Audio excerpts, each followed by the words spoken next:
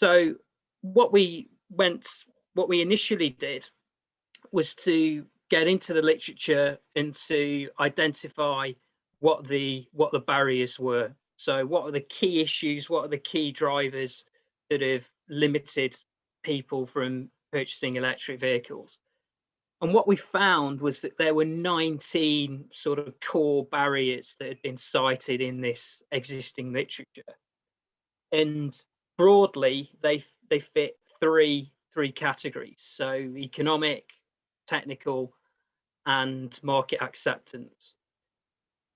What we also found when we reviewed this particular literature was that it was quite a messy analysis, and it's quite jumbled. There's various barriers that are sort of popular that are mentioned, and we'll highlight the key ones on the next couple of slides.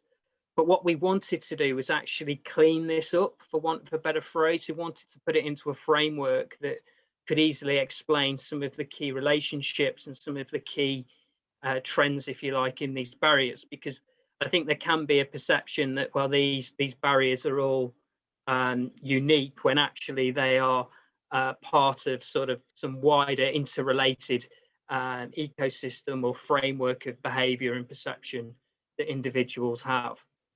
So we distilled these 19 barriers into 3 areas. And this is what we came up with. So obviously the majority of the barriers were grouped into technical and financial elements. And again, it's no real surprise, given the limitations of EVs over the course of the last decade, that issues like range, the perception that it may be an inferior technology, issues with charging and durability are cited extensively in this existing work. Likewise, in the financial barriers, price, concerns about benefits, resale were also mentioned as being critically important in these prior studies. And thirdly, we have these issues with market acceptance. So broadly, that's around vehicle choice, design, and also concerns about some of the environmental impacts of EVs and some of the challenges perhaps with manufacturing them, and some of the other particles that can be distributed when EVs are on the road, and obviously issues with the charging source and plugging the car into a dirty grid as opposed to renewable charging. So issues like that have also cropped up in the existing literature.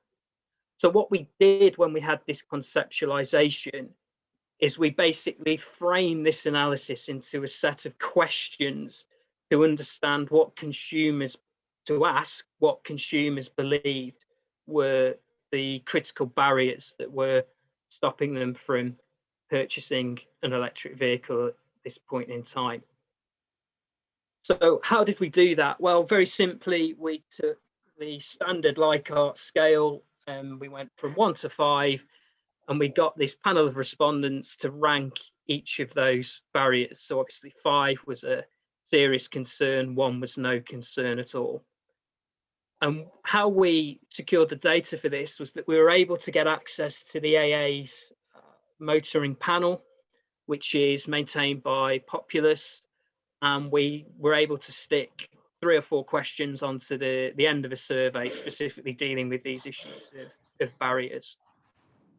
And what we also wanted to understand initially as well was how much of the sample, how many people in the sample were owning an EV or driving an EV at this point in time. So we had that as a filter question, if you like, so we could put those responses to one side.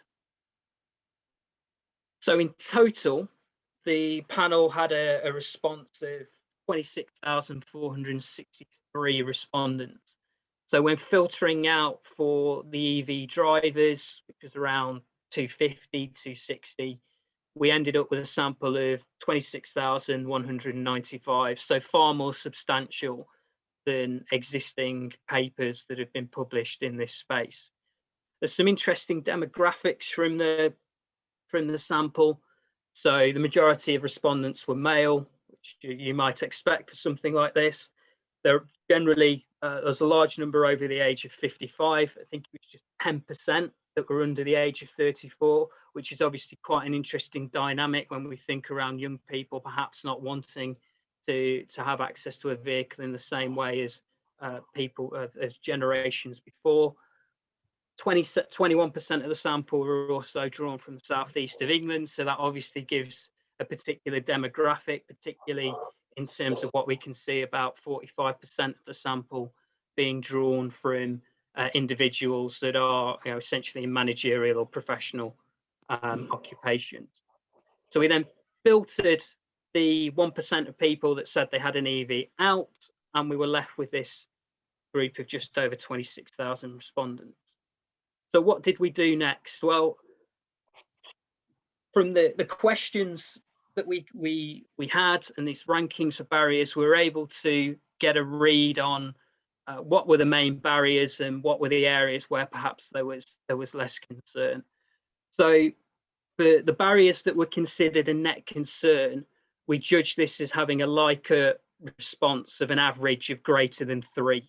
So that gave us 12 barriers in total. And you can see on the slide, I'm not going to run through all of them, but you can see at the very top end that technical and economic issues were by far and away the most important aspects to this set of consumers.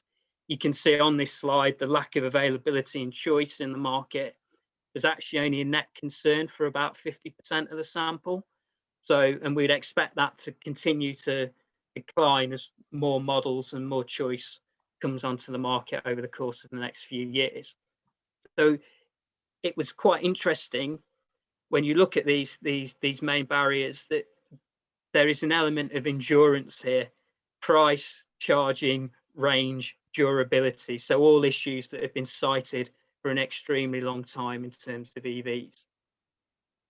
In terms of the other factors, the other barriers, the other 7, these were not considered as a net concern by the group. So these were basically barriers where the Likert scale average was less than 3. So what we found here was that the market acceptance barriers, again, didn't appear to be a particular concern to most of the sample. So issues about the real environmental impact and issues surrounding vehicle design were scored relatively lowly by the sample, particularly when we compare to the big 2 with price and charging. What we also found as well, when we looked at this further back to the literature, is that many of the debates around market acceptance have been drawn from the American perspective in the American literature. That has its roots in hybrids, and it creates a whole different set of conditions in terms of driving, but also the perception of vehicles and why vehicles are used, and status symbols and different discussions and narratives to that. So that comparison of the US to Europe and UK can be a bit muddled for those reasons. So in summary, we focused in on these 12 barriers, and what we then began to think about was, okay, these barriers, they're all in isolation, but how do they connect together? So we did some further analysis in order to draw out some of the interrelationships between barriers and some of the different relationships with the demographics and the individuals within the sample. So we looked at issues such as age and gender, which I'll come on to in a moment. So that was the next step, and I'll discuss that, as I say, in a short while.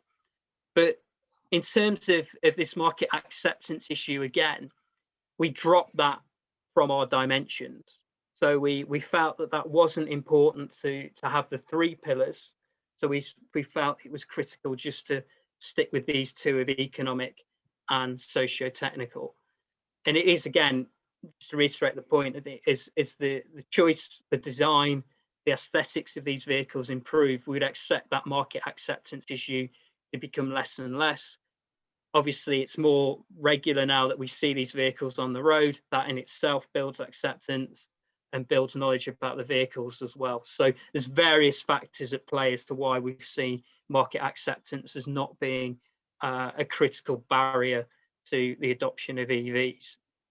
So that was one side to it. But the other side was, well, actually, when we think about policy, we need to think about this interrelatedness. We need to think about holistic solutions that address the market as a whole, that don't just deal with, oh, we can stick more charging stations in, or we can offer a subsidy, because there needs to be a set of interrelated interventions that actually ensure that multiple issues are addressed.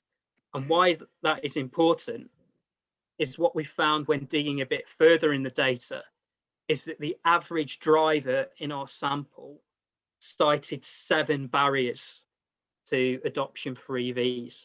And most of the sample, some 53%, so just over half, noted that it was between 6 and 10 barriers.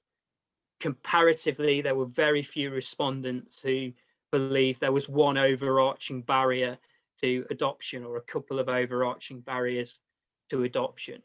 So this, I think, provides further justification for why we need to consider these holistic solutions and why we need to address multiple barriers through policy and not just focus on one or two. And we might know one or two, such as price and charging, are critically important, but factors around second-hand markets are also important. So there's a connection there with price to an extent. So we then sort of said, okay, we've got this issue where we know multiple barriers and that people are citing multiple reasons as to why they will not adopt an EV. But how does that work in sort of practice, if you like, and what can we actually do to address that? So what we then looked at were demographics. And previously in the literature, there has been discussions around age, around job background, but elements like gender haven't really been considered in as much detail. So what we wanted to do was sort of explore those relationships a bit further and see if there were any differences that emerged. And one of the key ones that emerged was the issue around economic uncertainty. So for older people in the sample, economic uncertainty was actually more of a factor than younger respondents. And that was quite interesting because logically you'd think it would perhaps be the exact opposite. We also found that socio-technical issues were greater for women than for men. So that indicates perhaps there's less trust or less confidence in the technology from females to males in this sample. We found that economic uncertainty was different in terms of geographic location.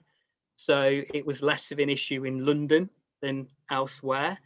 So there's various different factors at play here. And that again just further reiterates this need for holistic policy interventions that are designed to address multiple problems and multiple barriers within this specific space. So we talk a lot about demand side, but there's a supply side of working with manufacturers in order to improve the technology. Obviously in the West Midlands at the moment, there's a big push from Andy Street to get the gigafactory. So that's just one side of that particular coin. And there is a need for further improvement in that particular space as well. But also we think about charging, but what about maintenance? What about repair? What about those type of systems and how they connect for drivers? Because those of us that perhaps aren't quite as enlightened yet and are still driving ICE vehicles, we have particular routines in relation to servicing. Obviously it's different with an EV because there's fewer moving parts, but getting trust and building confidence in that particular routine is also going to be an element of this moving forward, and what that means for that space as well, and the garages that provide that service and how they adapt. But then there's also, again, linking back to R&D, but also the ability to let people try the vehicles. And we have centres like MK, the Experience Centre in Milton Keynes, that have actually got quite a little niche in that area, but obviously it's not wide scale. And if you're in other parts of the country, you haven't perhaps got access to that particular solution. So critically important that we think about policy in not just solving individual challenges, a charge point here, a charge point there, but looking at holistic solutions and looking at how we can address some of these issues, and acknowledging that there are certain demographic issues that will need to be treated a little bit differently, and that in itself will generate a suite of potential policy interventions. So for those of you that are interested, the link to the paper is there. I'm not sure if the slides are being circulated, but it is Berkeley, Jarvis and Jones, analysing the take-up of battery electric vehicles and investigation of barriers in the UK. And obviously my David and myself's email address are there if you have any questions at a later date that you want to follow up with. But thanks for your time, and look forward to your questions. Thank you. Yeah, great. Thanks, Andrew, for running through that. Really interesting. Just opening up to the floor for questions. Encourage any questions on the chat, and kind of Pim will manage those through. But while everyone's kind of gathering the thoughts and putting some stuff together, just a couple of things from me. You mentioned at the start in terms of the report itself, it was done year or so, bit longer ago. Do you think that much has changed in that time? Have you guys seen, so from in terms of what you had analysed at that period? I mean, almost aside from the fact that the world's been turned on its head in the last 12 months, but clearly this is a very fast moving space, and has there been kind of anything that you guys had seen? Okay, there's big movement in this particular area since the report, and less movement in others, or kind of any analysis sort of post study?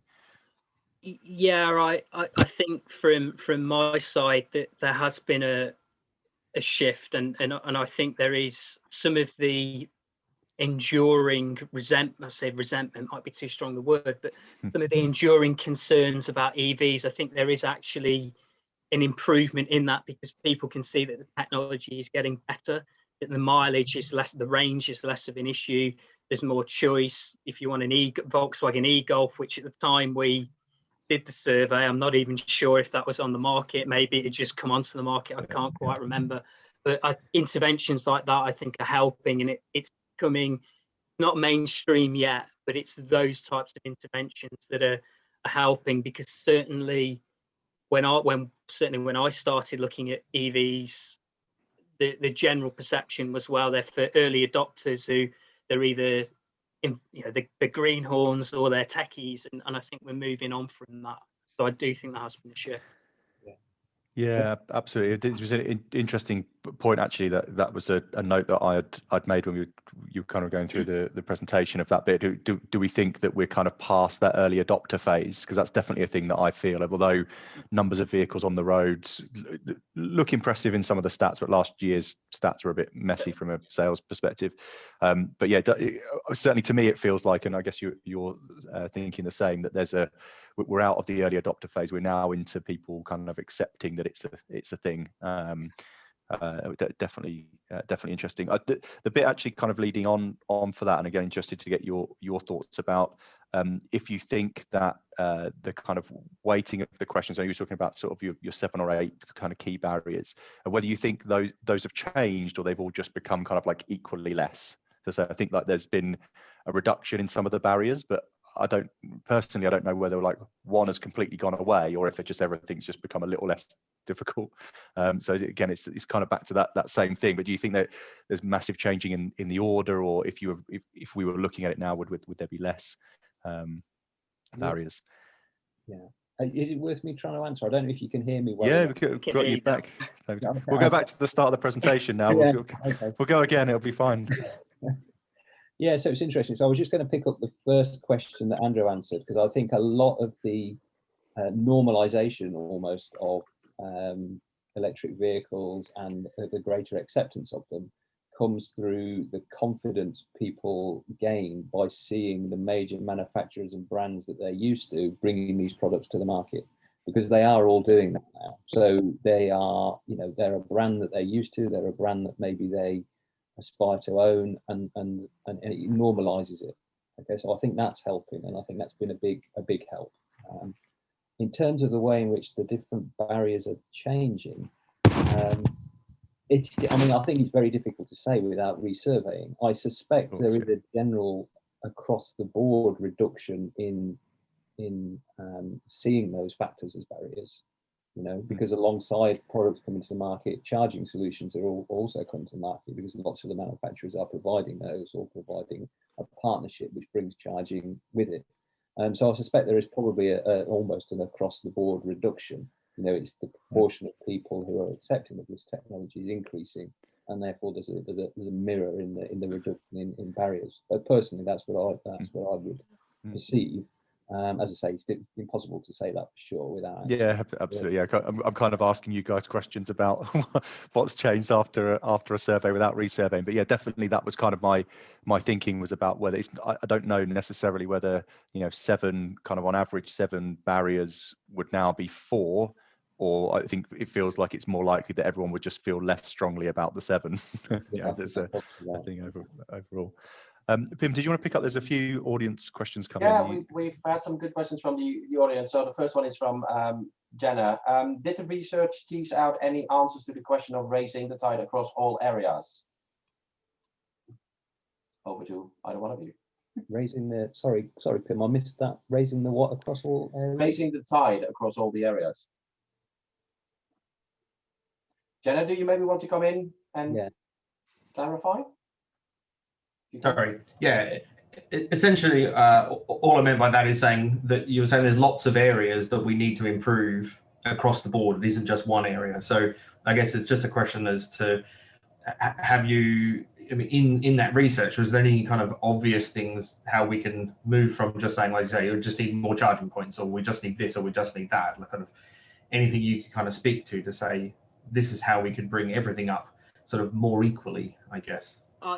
I think, it wasn't something that's come out of this study as such, but it's something that we've looked at elsewhere, is that thinking about business model. I know there's a question, I think, that's come up about business models or ownership models in the chat, but car share schemes, car clubs, stuff like that, it increases visibility, but it also helps in terms of confidence, because someone can get in the car, they can have it for a few days and think, you know what, this is for me, I can trust the vehicle, I understand what it does. So interventions like that will help to build confidence, particularly in urban environments. There's obviously issues, I think, with rural in that regard, but I think we see more broadly that ownership and models within in the car sector are changing, whether it be PCP or other ways that vehicles are purchased. So I think that is potentially an area that could be looked at. But the big one for me is looking at what can we do a little bit out of the box to increase visibility, but also get a bit of confidence from people, and this sort of try before you buy might well work in that regard. And I think car clubs have a role to play, particularly in urban environments. Yeah, it's interesting, Andrew, just on that, we're doing some work with one of the major OEMs who have a big electric presence, and our technology is helping them to do extended test drives, which is kind of a thing that's happened a bit before occasionally from time to time, but they've recognized through the research they've done that to give a customer a car for 48 hours is the best way to convert them into an electric vehicle, as opposed to I'll just drive it around the industrial estate once and we go, oh yeah, it's like my old one but better. Yeah, cool. That people need to kind of live with it and experience it, and that's definitely a thing from their research that they found, is that people live with it. That actually removes some of the barriers, gets rid of range anxiety, realizes that the charging infrastructure is not as bad as you would have been led to believe, and they found that's a really big thing. So yeah, really interesting. Pim, do you want to? Yes, there's another question from Mariana, which I hope I've pronounced correctly. Apologies if not. What was the economic accepted figure for an EV? And then also the question, did you look at ownership models that may help? Okay, so the question is, how much are people prepared to pay for it effectively? I guess, is that right? I mean, that fundamentally wasn't part of this this survey. We did do some follow-up work that didn't produce the kind of, well, it wasn't that it produced the wrong results. We didn't actually frame the questions very well, actually, once we got the results back, so we weren't able to use that data. But we did actually do then a follow-up survey which tried to compare electric and ICE vehicles in terms of their cost. Or actually, you asked people about what they perceived as the relative cost between those vehicles, but actually it didn't really work very well. So it wasn't part of this survey. The second part of that question, Mariana, what was it? Sorry, greater demand. Ownership models. Ownership models. Yeah. So again, that wasn't part of this, but has been part of other bits and pieces of work that we've done. And clearly, I think the kind of PCP route or the leasing route that Andrew referred to in his previous question, and actually that links to a different project that we've done with business use of electric vehicles, where those vehicles were taken on a lease. I think that does provide a solution, and actually links to one of the interesting findings in the data that Andrew highlighted when he was talking through the slides, because those kinds of ownership models are actually commonplace really across the sector and across different sectors, and actually they're widely accepted by young people. I mean, Andrew and I were talking about these data a couple of days ago in preparation for this, and he sort of said, well, he's never owned a car, he's only ever rented it, and that's normal for him. Whereas older consumers, and I'm falling into that category now, I'm used to owning a vehicle, and actually models which mean that I just pay a rental, forevermore, just to hire a vehicle are quite alien to me. And that might be something to do with the sort of economic uncertainty characteristics that we're in this survey data, which is interesting of itself. But I think that's the only model realistically for electric vehicle ownership or use, if you like. For a number of factors. I mean, one, the price. I mean, they're still expensive vehicles to buy, but then vehicles across the piece are expensive now, and actually the only way in which people can afford a new car very often is to rent it. They never actually pay the full price of it. They just pay for the depreciation effectively over a 3 or 4 year period, and that's true for electric vehicles. But of course, the other issue with electric vehicles, which is still not resolved, although it is improving, is the battery technology itself. The effectiveness of the battery within the vehicle, which is the majority of its cost, it isn't going to last for 20 years in the same way that I could buy a diesel vehicle now, run it for 20 years, and it'd still be running in 20 years' time. That isn't going to be the case. So actually, you don't want to buy it and own that vehicle and think you're going to drive it for time immemorial. So actually, a different way of using that vehicle is quite important, I think. Yeah, and just to pop in on that point about leasing, so that I can share the link in the chat for people who are interested. But the project that David was referring to with business was actually with rural business. Yeah. And a lot of those businesses had the very typical, well, we buy a vehicle outright, we run it for 10 years, and then eventually we'll get rid of it and repeat that cycle. So for them in this trial, it was basically on a lease basis for up to a 2-year period that they could take an EV or electric van in this case, or a Nissan Leaf or BMW i3. And they were actually using this model as a new way in terms of their business as well. So I think it's not only on the consumer side, but it's also about fleets and small business that may run in a specific way, that actually it provides new opportunities for them to get access to the cleaner technology. So I do think there is a definite role to play there. Great.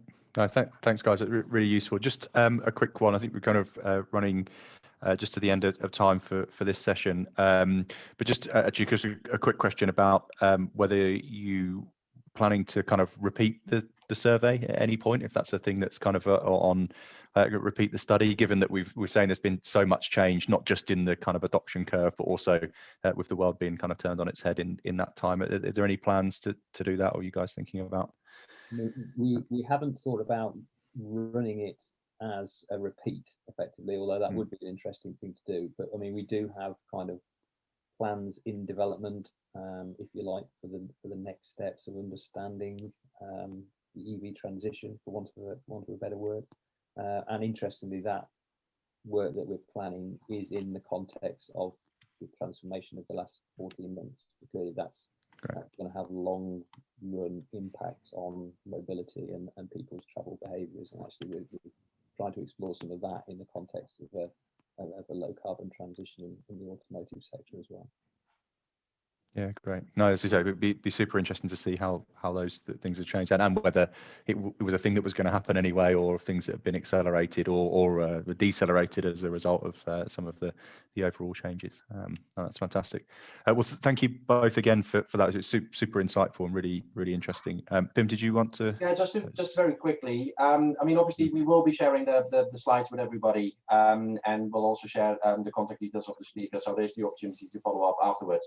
But Andrew and David, would you perhaps be happy in the chat to address some of the remaining questions and engage with people there? You know, I think that might be a nice thing to do if that's at all possible. So thank you very much. Yeah, great. Yeah. Thanks, Ben. Yeah, brilliant. Thanks, guys.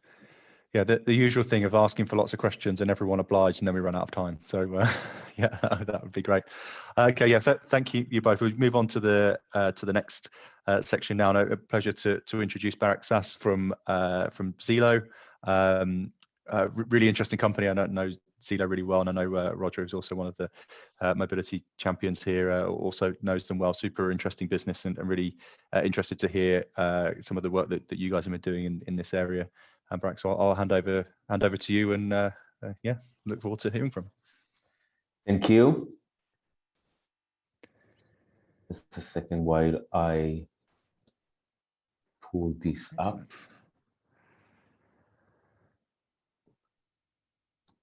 Can everybody see the screen? Yeah. Yep, cool. Thank you. So hi, Barak, Head of Corporate Development for Zelo. I'll talk about Zelo in a second and what we do. In charge of partnerships. So if you hear of any interesting partnership for us after this presentation, happy to hear. Also keeping on top of the market, suppliers, customers, riders, and also continuing on the previous lecture, responsible for Zelo, in charge of Zelo being carbon neutral in 2021. That's our goal. We're going to achieve it. And I'm also leading the transition to electric coaches with our partners. And I can say that we've identified, by the way, two major challenges for coach operators. One is the lack of information. They don't know exactly what it means in terms of operations. And then the second thing is, how do you get the grid, the electricity to the depots, just on the last conversation. I'm going to talk about commute, which I guess is the most boring part of mobility. We do it every day. It's super important. I'll explain a bit why it's super important, but it is pretty mundane as well. We're very excited to be in this field, obviously. This is a chart indicating how people travel. This is in the UK, pre-corona, pre-COVID. So this is 2019 stats published by the DfT. You can see here that around 60, almost 70% of the people use cars to get to work, 11% rail, and almost 7% bus or coach. But that's nationwide. In London, the numbers are higher. 40% use rail, 20-something% or 30% use bus, and then the average in the UK for car usage is roughly 75% to 80%. So really, most people travel by cars to work, and most people do it with single occupancy vehicle, so travel alone to work. Not a lot of public transportation, and this generates quite a lot of social problems. I commute in my car alone to work. One is emissions, obviously. About 13%, it's true for the EU, but it's also true for the UK specifically. About 13% of all emissions come from passenger cars. So once we've got that covered, we can save quite a lot. Time wasted in congestion, actually we're number one. And this obviously has an emotional effect on people as well. This has a very large effect on social mobility. There are a lot of studies based on real life scenarios, how access to employment can help you get a better job or can help you improve your financial status, and up to 10 percentage points or up to times 13.5 increase of employment opportunities if you have access to employment. Access to employment obviously can be a car, but it can also mean good public transportation or good transportation services to and from your workplace.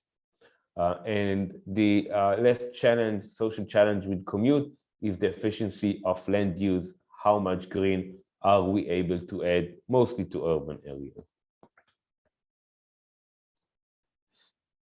But that's social pain points, and our clients, companies such as Avara Foods, Ocado, McLaren, Amazon, they have different pain points, and those are car parking pressure. So when you want to commute your employees to work, you're facing car parking pressures.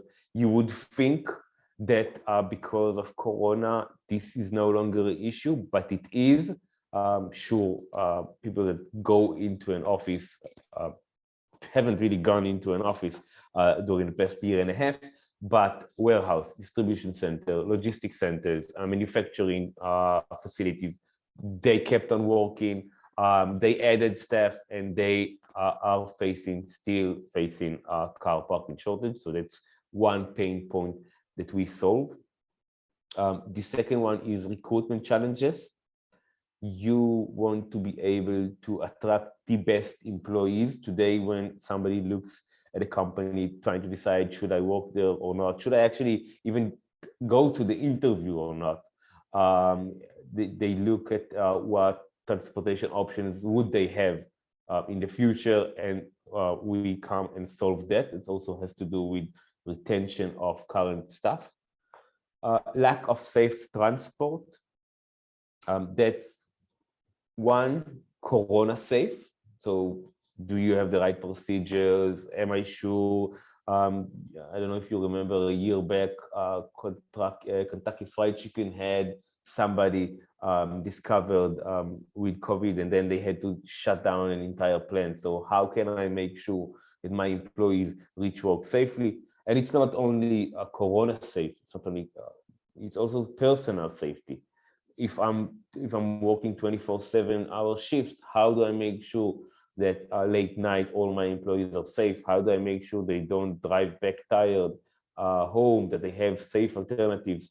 So everything that has to do with safe transportation, and their time and money, it's wasted on current transportation options. So a lot of companies do have commute schemes, but those are pretty hard to manage. There's a lot of hidden costs in there. We'll go over that. But the time that it takes to actually efficiently manage a service is high in the resource that it demands. So kind of like the pain points of commute in general, both from the social side of it, and then from the pain points of the corporates. And now, after that, after I've mentioned kind of the pain points, I'll explain what we do. So Zillow is the smart bus platform. We focus on commute. It could be employee commute, so corporate commute, and it could be school commute. We are active in the UK, South Africa, and the US, commuting roughly 50,000 riders a month with our technology services. And our solution is built on two pillars, the tech pillar and the operational pillar. In tech, that's point 1 and 2. So one is RINA, our smart routing algorithm. What it does, it enables us to plan the most efficient commuter routes. So for example, Amazon in a random distribution center it has here in the UK would give us the postcodes of all of its employees. Obviously, everything is GDPR compliant. It would give us the postcodes of their employees. We would then feed it into the algorithm, and the algorithm will start working on catchment areas, and where do I put the virtual bus stops, where who should I be taking, who lives too far away from everybody else, and then other solutions are more relevant, and a bunch of other data sets that the algorithm looks at. And then it spits out the most efficient routes for those employees to get to where they need to be. And again, it's easier than your Uber kind of transportation, because we know where you're coming from, we know where you're going. It doesn't change. It's from home to work to home, again and again and again. So that's the routing algorithm. And the second part of our tech is the rider and driver mobile apps to service those routes generated by RINA, by our algorithm. It's very similar to any other mobility app you've experienced. The rider can book, can pay, can track the vehicle, knows where it's coming. The driver has a map, has a list of who's coming on at each stop. So it's obviously tweaked a bit because we deal with buses and not cars, but it's very similar in terms of UI and functionalities to what you are familiar with your mobility application. And that's the tech side of it. But we also take full responsibility for the operational process. So we have, so those are points 3 to 5. We have 24/7 customer service. You can either call us, chat through the mobile app, whatever. We have data sharing with employees. So we're able to say, we wouldn't be saying David came to the office on Tuesday. We would say 100 people came with Zillow on Tuesday. So that's another thing that we do. We subcontract the coach operators. We are basically a one-stop shop for commuting with a tech platform inside. And we obviously like to think that we deliver a 10-star employee experience. And you can see here a bit of how the app looks like: ticket, passes, purchasing, managing rides, tracking, customer service. Everything is within the app. And a word of how our model works. So we have a rebate business model. Continuing with the Amazon example, let's say, for example, that Amazon pays us for the service 10,000, really just an example, 10,000 pounds per month for the service. That's the entire commuting service. That's the service itself, plus the tech, plus account management, and everything is counted inside. And then they decide that they want to charge their riders. So they are able to decide what is the sum that an employee should pay for the commute service. Let's say they decide it's £1 for return trip, and that sums up to £4,000 at the end of the month. Effectively, Amazon would pay us 6,000. They would pay us the 10,000, be rebated the 4,000 back, leaving it at 6,000. That's our business model. It enables the employees we work with to share the costs with employees. Obviously, in schools, it's fully subsidized. You don't see 11-year-old kids paying for the ride. In terms of cost, I've talked about the costs that are associated with current transportation services. We've identified the blue bar represents your traditional commute cost. So if you were to partner with any random coach operator, a traditional coach operator without a tech solution, so you've got the cost that you're paying, but you've got everything that has to do with management of your suppliers, answering to employees' questions. How do you plan the route efficiently? What does it mean that the route wasn't planned efficiently? So there's a lot of hidden costs within it. So what we discovered coming into the business, we're usually just a bit more expensive than your traditional operator, but then when you kick in the efficiencies, and obviously when you kick in the rebate model, we become a lot cheaper, and that's with the tech included. I will share two customer stories. One is Wincanton. Wincanton is actually the HMRC Brexit sites. So Wincanton serves those Brexit sites, Brexit custom sites.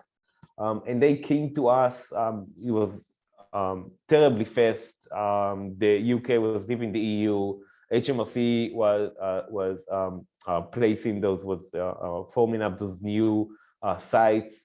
There wasn't any transportation. They weren't right. They weren't fit. They need to be expanded from similar facilities that they had there. And it was a very quick job. And the pain point here was parking. They needed to set it up really fast. So they completely gave up employee parking.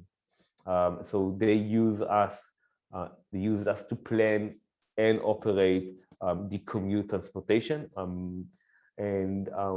We have both a shuttle and a door-to-door solution there. So those are the main two kind of services that we can offer. A shuttle is a shuttle from the nearest train station, from a park and ride. But a door-to-door solution is a solution that picks you up from a virtual bus stop, which is no more than 5 to 10 minutes walk from where you live. It's actually a very good solution for anybody who does night shifts. And we'll talk about Ocado in a second and see how that helped them. But their main pain point was parking. And I want to stress two things about what we did with them. One is a routing algorithm. We were able to set up all of the sites within a week. So taking in the information, obviously the computers don't take too much time analyzing, setting up the efficient routes and starting to serve them. And I think it took us about a week and a half from when we signed the contract to when we actually started. So we were able, using our tech, to form up businesses really quick. And because we rely on a chain of coach operators, partners, coach operators, Zillow is asset light, we were able to go and find operators anywhere in the UK or anywhere in countries that we are operationally in very quickly. So very flexible supplier model that enables us to act fastly. So that's one, that's Rina. And then the other point that I'd like to stress about Wincanton is the operational umbrella that we deliver. It's not only the 24/7 customer service, but it is the fact that there is a central billing. There's an account manager, central point of contact. If you want to change something in one of the sites, you're able to do it very easily. If you want to implement a change in all of the sites, again, very easy to do. And we've also learned that when there are new transportation services, they tend to change vastly during the first month. So you think you're taking off in one direction, eventually real life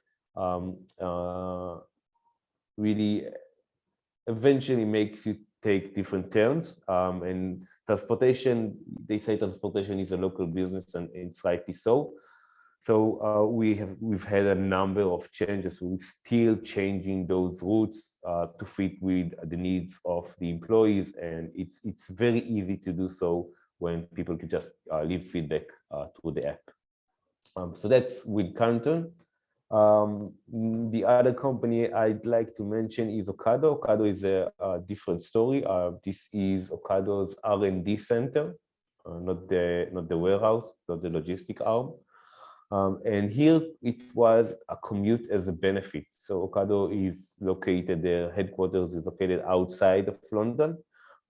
And they had two problems. One was, again, parking. They have 1,000 parking spaces. They have 2,000 employees, kind of hard to manage. And the second thing is that because they're far away from London, people, although Ocado has a great reputation, people were hesitant about going to work there. So once they were able to offer this commute as a benefit, it really helped them with attracting talent. They are also one of our most advanced customers. We are in advanced conversation with them about deploying electric commute shuttles. And again, that's both a shuttle and a door-to-door solution. Ocado is on pause right now because of the pandemic, but we're expecting to kick off the new back to office scheme with them around July, and that will probably see electric vehicles as well. So we're very excited about that. There's not, I spoke to Roger earlier, there's only 2 coach operators in the entire UK with electric coaches. The buses, there are a lot, but coaches are very rare. So we're very excited to start that with Ocado. What does the future hold? What you see in a graph is the percentages of use of any transit mode starting from March 2020 when we were introduced to the pandemic. So red, you see the car, blue, rail, and green bus. It says excluding London, and it's true, but London figures are very similar to the nationwide figures. And I think that the main point here is that the car is coming back quicker than any other mode of transportation. We've seen it in September, we'll see it again. And I want to just to point here that it is eventually the car that is our #1 competitor. It's eventually the car that we're trying to shift people from using into mass transportation solution, into coaches and buses and larger vans. And I think going forward, this would be our greatest challenge in how to persuade not only our customers, but the riders to adopt our solution. And 4 major trends that we're seeing. One, back to work. Back to work is going to be completely different. I might come in on Monday and Tuesday, but I'll come in next week on Monday, Thursday, and Friday, just because of the meetings that I have. Now, it's cool when I'm one person with a company with 1,000 employees and people shift the day that they come in. It's really hard to manage a commute transportation service. So obviously we have a solution, and our competitors in the market also have similar solutions where you can efficiently, using the tech, plan how you would deal with those fluctuations, with those volatility in usage. So people would be able to sign up a day before, and we will be able to regenerate routes and regenerate virtual bus stop accordingly, to be able to efficiently serve, also to change vehicle type. So on, let's say on Tuesday, the specific route requires a coach, but then on Wednesday, it only requires a small van because nobody comes in. So I mean, this is, I think, the biggest challenge of anybody in the commute industry. How do I respond to that volatility? And I read in the newspaper today that the rail is what is called the flexi ticket, I think, where you could buy a monthly ticket and use only some of the days, and it doesn't have to be the same day. So I mean, there are these solutions that look at how back to work is going to look like, and understand that there's going to be need for much more flexibility. So that's one trend. Another trend is carbon neutrality. We're also a part of the trend. We'll be carbon neutral in 2021. We're going through the measurement process now, and hopefully by September, we'll be able to start offsetting back to 2021 entirely. There is a going electric trend as well. We have a shift to electric theme. What we did with what we're doing is we've approached coach distributors here in the UK and the US, electric charging companies, financing companies. And once we have a client who's interested in an electric solution, we're coming into a relevant coach operator. So one of our partner coach operators in that area will be able to come with a solution saying, okay, this is the bus distributor, you can talk to him. This is the charging infrastructure company, financing companies, they will help you out. Again, we discovered that one of the major gaps is, what do I do with it? What do I need to do? Help me out. And we're tackling that gap of the knowledge gap that coach operators have in transitioning to electric. So that's our scheme with our partner operators, and we're hoping to launch our first electric commuter routes in Q3. The fourth trend that we've identified is multimodality. it's been spoken on a lot lately, so probably not new to you. But what we want to be able to is we want to be able to allow more options. So let's say, for example, that Andrew lives far away from his peers, and then having a commute service based on a bus or a van isn't relevant for him. But car sharing might be relevant, and we look at car sharing as a complementary product, not a competitive product. And we did that with Liftshare, a car sharing company here in the UK. We did that on an NHS site. And that allows us to offer a solution to a larger number of the employees or to a larger number of the students that we serve. So those are the 4 trends. And that's it. Great, thanks, Bright. Really interesting and really interesting to see kind of some of the projects that you guys are working on and kind of how far things have moved since the last time I kind of speak to you guys and seeing what you've been up to. So super exciting. Again, just want to encourage some questions from the audience again. I've got a couple to start off with.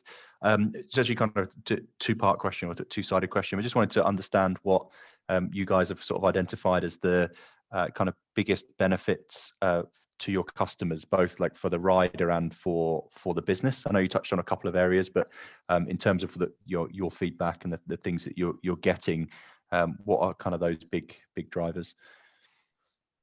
So I think riders have a superior experience. So when you look at the coach industry, virtually anywhere in the world, when you look at the coach industry, it's not as advanced as other industries are. So I mean, when you hop on a coach, you usually don't have any data associated with it. You know it's supposed to come by at 2:10, but you're not really sure.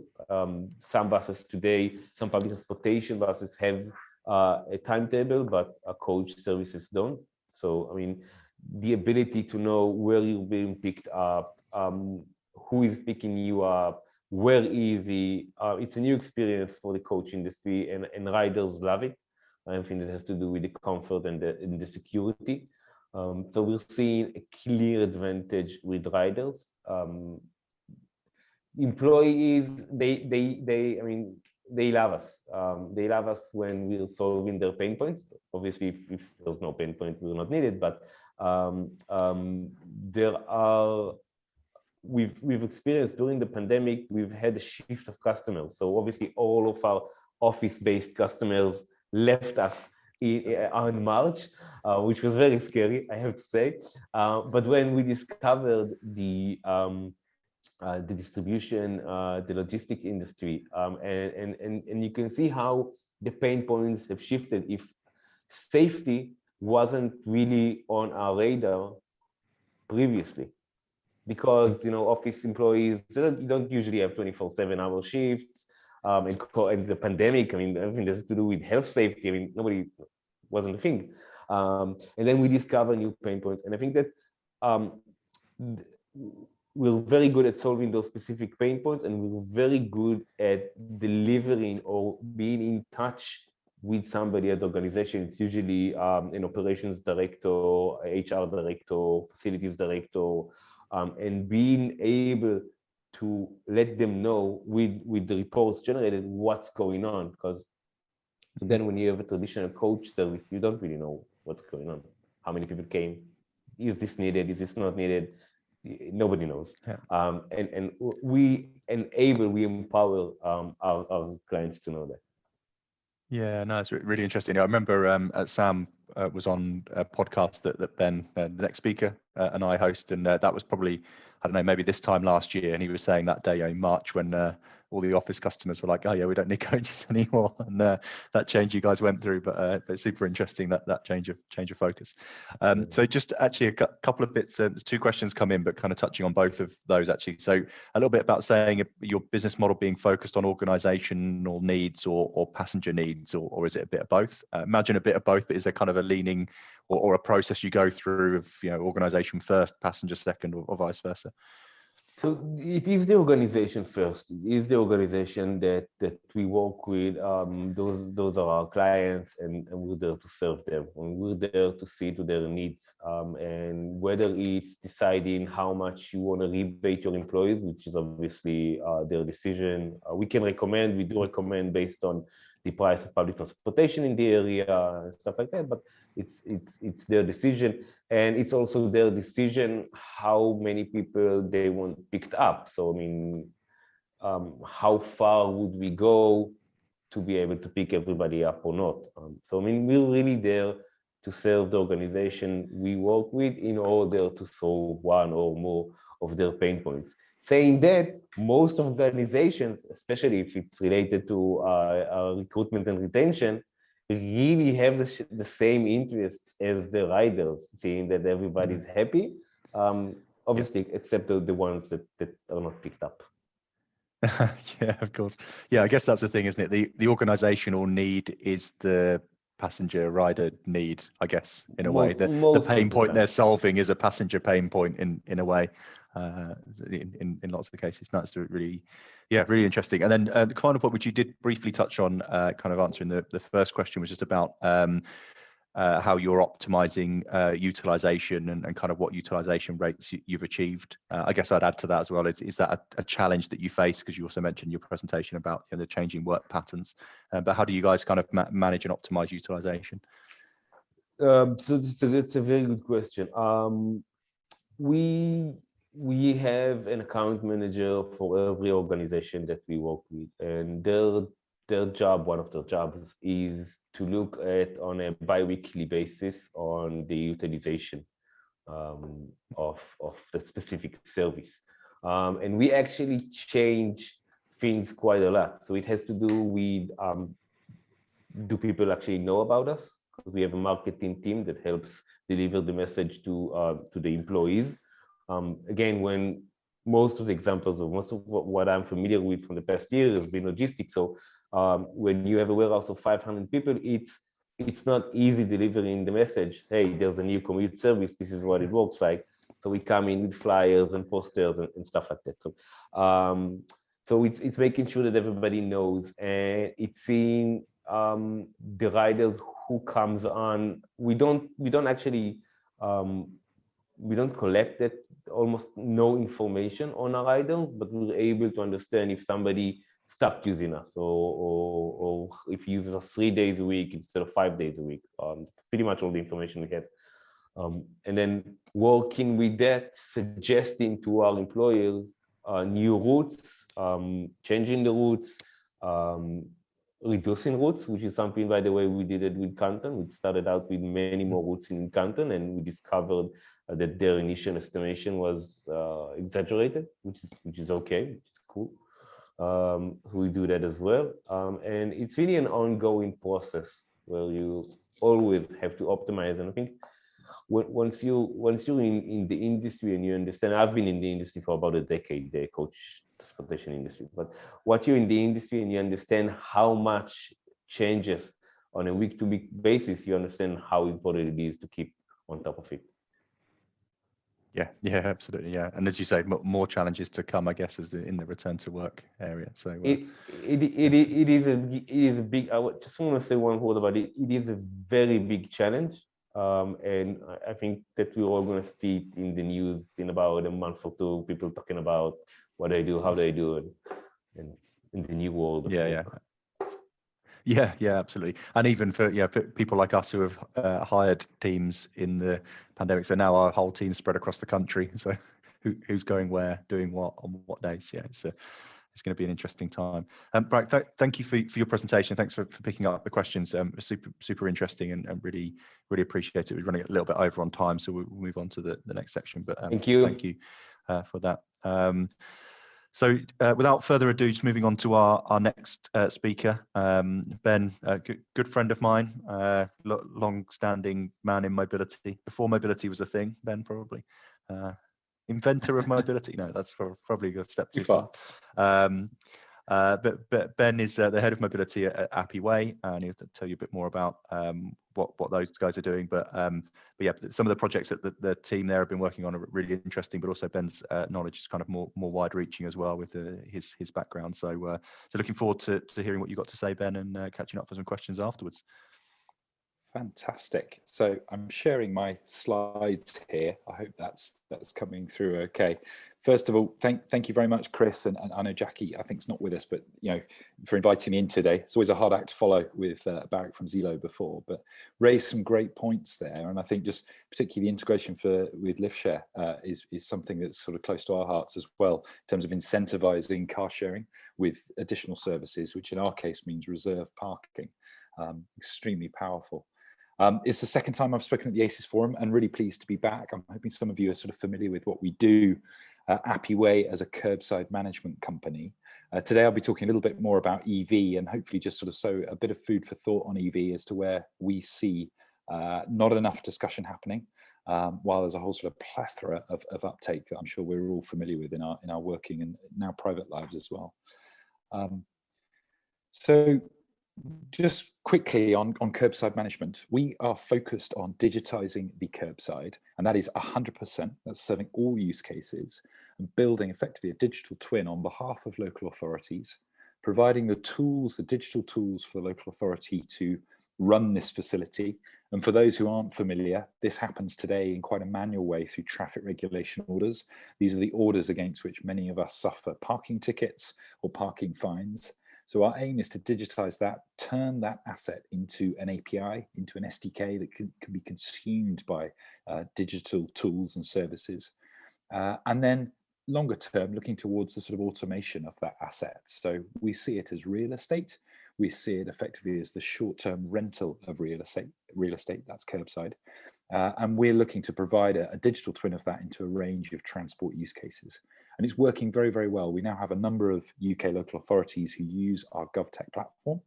And we've actually, even through COVID, had a great year licensing this data into fleet and fleet management in particular. So people trying to schedule when they can make a trip, where is parking closest to that job. So this really is about sort of digital twin management, and then the provision of that data through the APIs and SDKs into the private sector.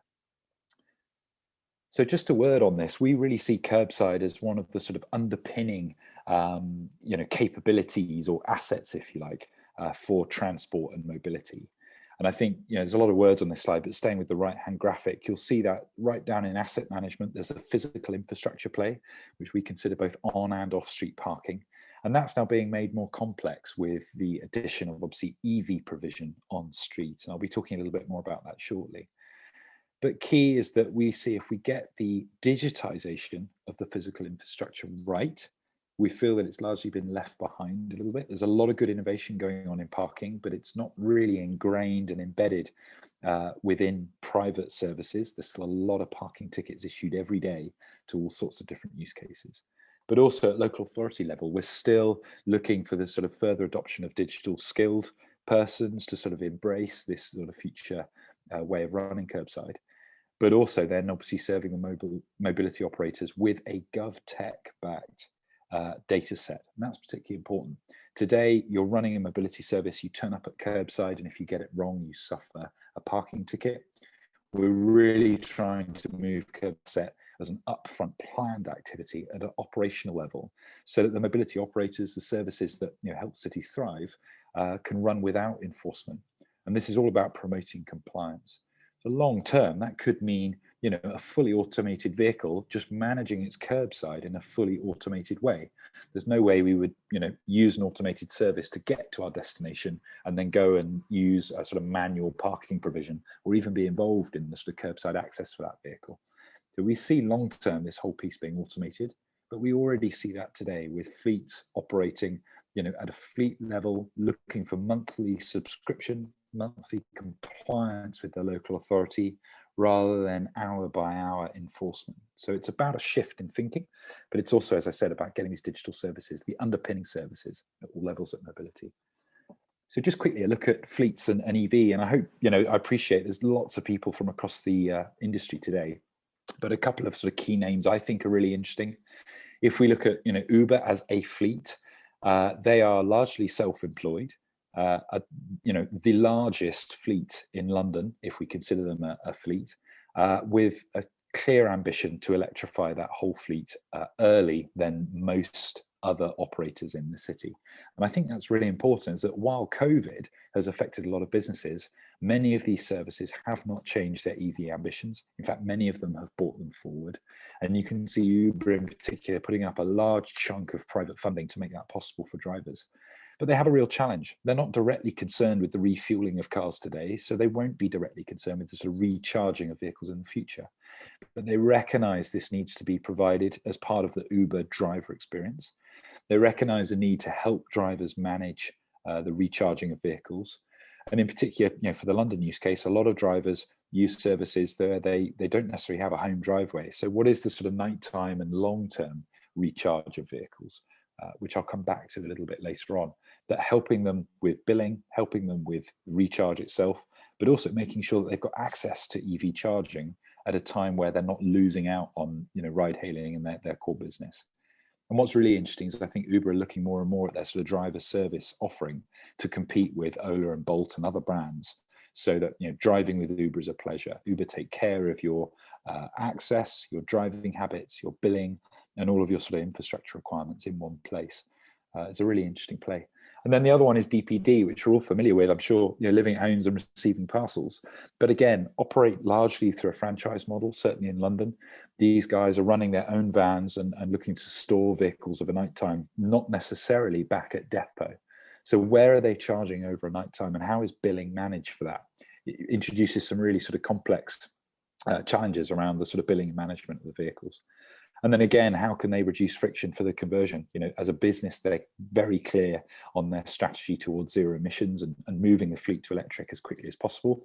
Amazon obviously are pumping funding at the problem and have a large EV fleet now. So there's pressure for DPD, UPS and Royal Mail all to respond.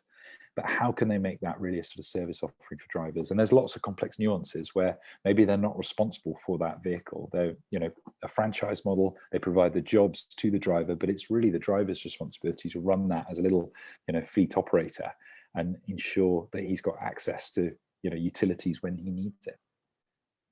And there's a lot going on in the space. And again, I appreciate converted colleagues on the call will know a lot of these numbers, but these are some of the brands that I am particularly monitoring, I think particularly interesting. MAN with their light goods vehicle moved very early, built out of Northern Germany. It's a very, very capable van, great payload, and certainly for that's a mid-level 3.5 ton, is winning a lot of success. It is the van behind a lot of the Amazon vehicles, I believe. And equally, obviously, the Mercedes-Benz with the Sprinter following the timing on the MAN, but equally a very, very capable EV van vehicle. I think for me, what's really interesting is the numbers of vehicles that are affected. And in particular, this year in October, we see the expansion of the LEZ. According to TfL, that will impact 650,000 mid-weight van. Those are the sort of 3.5 ton vehicles. These are the window cleaners, the plumbers, the guys who helped London thrive, and all of them under pressure now to adopt EV. In a marketplace where EV is quite expensive for many, they're going, I suspect, a large proportion of those vans to have to pay the LEZ change. It's £11 per day before many of them can actually make the switch. And I'm thinking particularly for the sort of smaller sole trader, small fleets, rather than the sort of large brands that I've mentioned already. So this is huge. This is absolutely significant. And again, we see a need for, a revision of the fleet management and the sort of service offering around vehicles and running a commercial vehicle in the city. And obviously there's a number of other cities following London very, very closely, Birmingham, Manchester and Bristol, all adopting similar strategies. It's really interesting how we see the hardware start to evolve through the vehicle, but we're monitoring obviously the commercial software offering as that goes on. And some of you in the space for a long time will remember Mercedes-Benz wanted to move to service offerings by 2030 through financial services and move away from the pure sort of sales of vans. And it's interesting to see how they're starting to crunch that together now. Others you can see, I've got to mention Arrival, hugely compelling vehicle offering that I'm excited about seeing come to market more and more. And I'm sure we'll be seeing a lot more announcements on that vehicle later this year. Just to work quickly on the private side of it, again, with the LES expansion, a huge number of vehicles, largely local residents, will be affected. I think the SMMT numbers that sticks in my mind is 250,000 London vehicles currently fall outside the LES emissions, and that means that they will be paying the £11 charge. But look at the number of charge points available, just 6,000 charge points currently available in the capital. So again, huge demand for hardware. And I think for me, that covers all use cases, which I'll come on to.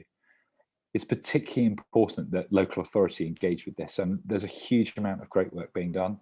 But for me, still the numbers are very small. We're still celebrating, 20 charge point installs within a borough, where we need to be, adding a couple of zeros to that. Just a quick summary of the challenges and to give you some insight of how Happy Way are sort of addressing this. We see that the EV challenge for a fleet manager is particularly complex. I've touched on some of the issues already, but access to charge points, billing and payments. And you can think about, what is the relationship for billing if you're charging maybe on a hotel charge point? How are they managing the tax on that? How are they managing the reimbursement for landowner, operator, and the fleet vehicle itself? There's huge complexity around the payment gateways, and there's people far more, intelligent and capable than we are as a business handling these problems, but surfacing them at the fleet manager in a way that's very easy to convert and operate with is hugely challenging. Nonetheless, we think all of these challenges fit quite nicely to our core offering, which effectively evolve around where is charging available, i.e. where can I charge? Is it available in real time and also predictive? I need something at 6 p.m. tonight. Where is the best chance to get charging? And how can I pay? And payment for parking is already very complex. This is really a call to action that we don't want to complicate that further through an addition of EV charging. And we're working with a range of partners to help us try and harmonize payments into the simplest possible billing structure that there can be. It shouldn't be separate apps paying for parking, now paying for EV charging. This needs to be harmonized and include our own business strategies, not to be a cashless app, but to be a kind of enabler for curbside access in whatever sort of guise that needs to take place. So just a little bit on progress, and I hope this is a little bit thought-provoking. There's sort of three areas where we see the main charging happening at the moment. There's obviously the sort of long-term and what's often thought about, overnight charging, either at home or through the working day, in office, day or night. But really this gears around a hub, an individual hub where a driveway we can get access to. We can accept slow charge here, 2 to 7 kilowatt. To give you some perspective, a Model S Tesla on a 7 kilowatt charger is going to take sort of 13 hours to recharge. So you're talking about long stay on this type of provision. We think as technology improves that obviously this pace of home charging will increase. And that also offers an exciting opportunity to start offering home charging to serve other use cases and fleet as a sort of local business. And great companies such as Just Park and others already create a bit of a marketplace around that. And I'm excited to see that proposition develop more. I think key for me on that home and office charging is offering a percentage of charge by a set time. And Connected Curb, I've called out here, great company with increasingly capable digital services, where you can see them start to say, look, I need to travel again at 7 a.m., but I'm only making a 60-mile trip. I can accept a percentage of charge. And this means that we can start to manage the recharging of vehicle in relationship to the national grid, not plugging in and asking for 100% power all night. It starts to enable some intelligence around the way we recharge our vehicles at home. The second piece is on street and public. And again, Connected Curb's portfolio is sort of well geared up for this. They've got a range of hardware that serve public, private, on and off street. But what's particularly interesting is obviously then the rapid charging. And something the fleets have been talking to us about is this idea of grazing. How can they maintain a sort of minimum percentage of charge? And that means you could imagine for the London use case, they've driven in from their hub. Certainly, you could think of sort of Heathrow Airport as a bit of a logistics hub. They're collecting freight, they're traveling into London, and they've already burnt maybe 20, 30 miles of range through that trip alone. So they're looking for sort of on the move grazing, as I refer to it. And this would mean, rapid for 20 minutes to give me an extra 50 miles of range, effectively enough to get home again before I go about on my milk ground delivering parcels or whatever it may be. So this grazing piece is particularly important going forward. And Again, we're looking at what I describe as LA to B, that is local authority to business. And how can those on-street charges be enabled as an asset on behalf of the local authority to help businesses recharge, not pursue 100% recharge like we do our phones. We used to say traveling around, you know, if sitting, be charging and always be plugged in. It's not like that with electric vehicles. The ranges are fantastic now. There's great capability in a lot of the vehicles coming to market. You do not need this constant anxiety of recharging to 100%. So if you could run a fleet with some sort of intelligence around it, you know, I never want my vans to have less than 40 miles in range. We can manage access to charge points. We can manage this sort of grazing activity in accordance to the grid, the number of physical assets available, but also, you know, other fleets operating in the local area to create this sort of community around the way charge points. And I think this is vital to success in the sector. The third and final pillar is, you know, an ambiguous name, but really support. If infrastructure is slow, if home charging is not available, one of the big things for the fleet managers is sort of guaranteed quality. And we've touched on it in some of the other meetings, but I put, you know, Chris's business, Tomorrow's Journey in here, thinking about, you know, asset utilization. And we really see this again as the matching of hardware and you know, hardware in terms of vehicles to infrastructure. If we can get that utilization right and digitized, we can then start to tune it in a way that's particularly suitable to the fleet manager. And certainly as a sort of company car driver, this kind of range is not something I worry about, but on the longer trips, we've got a project in Wales at the moment, and I'm starting to think about, is there some grazing capability? Is there some way I can just top up my charge, have my peace of mind and go to my meeting knowing that, you know, I can get home easily afterwards? Or do I need to plan my day slightly differently? What are the systems that enable me to sort of visualize that really clearly? And if something went wrong, what would I do? And then other brands doing the same. So Zumo Charge, very interesting approach, but they're actually offering to charge your EV vehicle for you. That could be overnight time or, you know, through the office hours. That includes potentially taking the vehicle away to do it, or coming to you with sort of infrastructure and being able to charge the vehicle at site. But again, if I've got this kind of backbone, maybe sort of 5% of my fleet in any week may suffer the need for some additional support. Can I get that driver into another van quickly if the sort of worst should happen? Or equally, can I just get some sort of backup support to make sure that the range is maintained? But these, you know, particularly running out of charge, I think are becoming a real rarity, and we'll see the new products coming to market that address that over the sort of coming months. So just a word back to Appy Way, this is starting. We're already starting to get data backed by local authorities, backed by government, into the hands of the people. And this is our current offering in market today. You see visualized here our desktop Appy Mapper tool, which digitizes all of the parking assets within a local authority. It enables that local authority to conduct changes. They can suspend parking bays, they can remove parking bays, they can edit how their curbside is used. And by doing that, this Appy Mapper product then publishes those changes via an API that can be received by all sorts of apps. And you see visualized here our own driving app. This is being unveiled later in the year. But the idea is that a driver for the first time is looking at a digital twin of the cities from which they can make their own choices.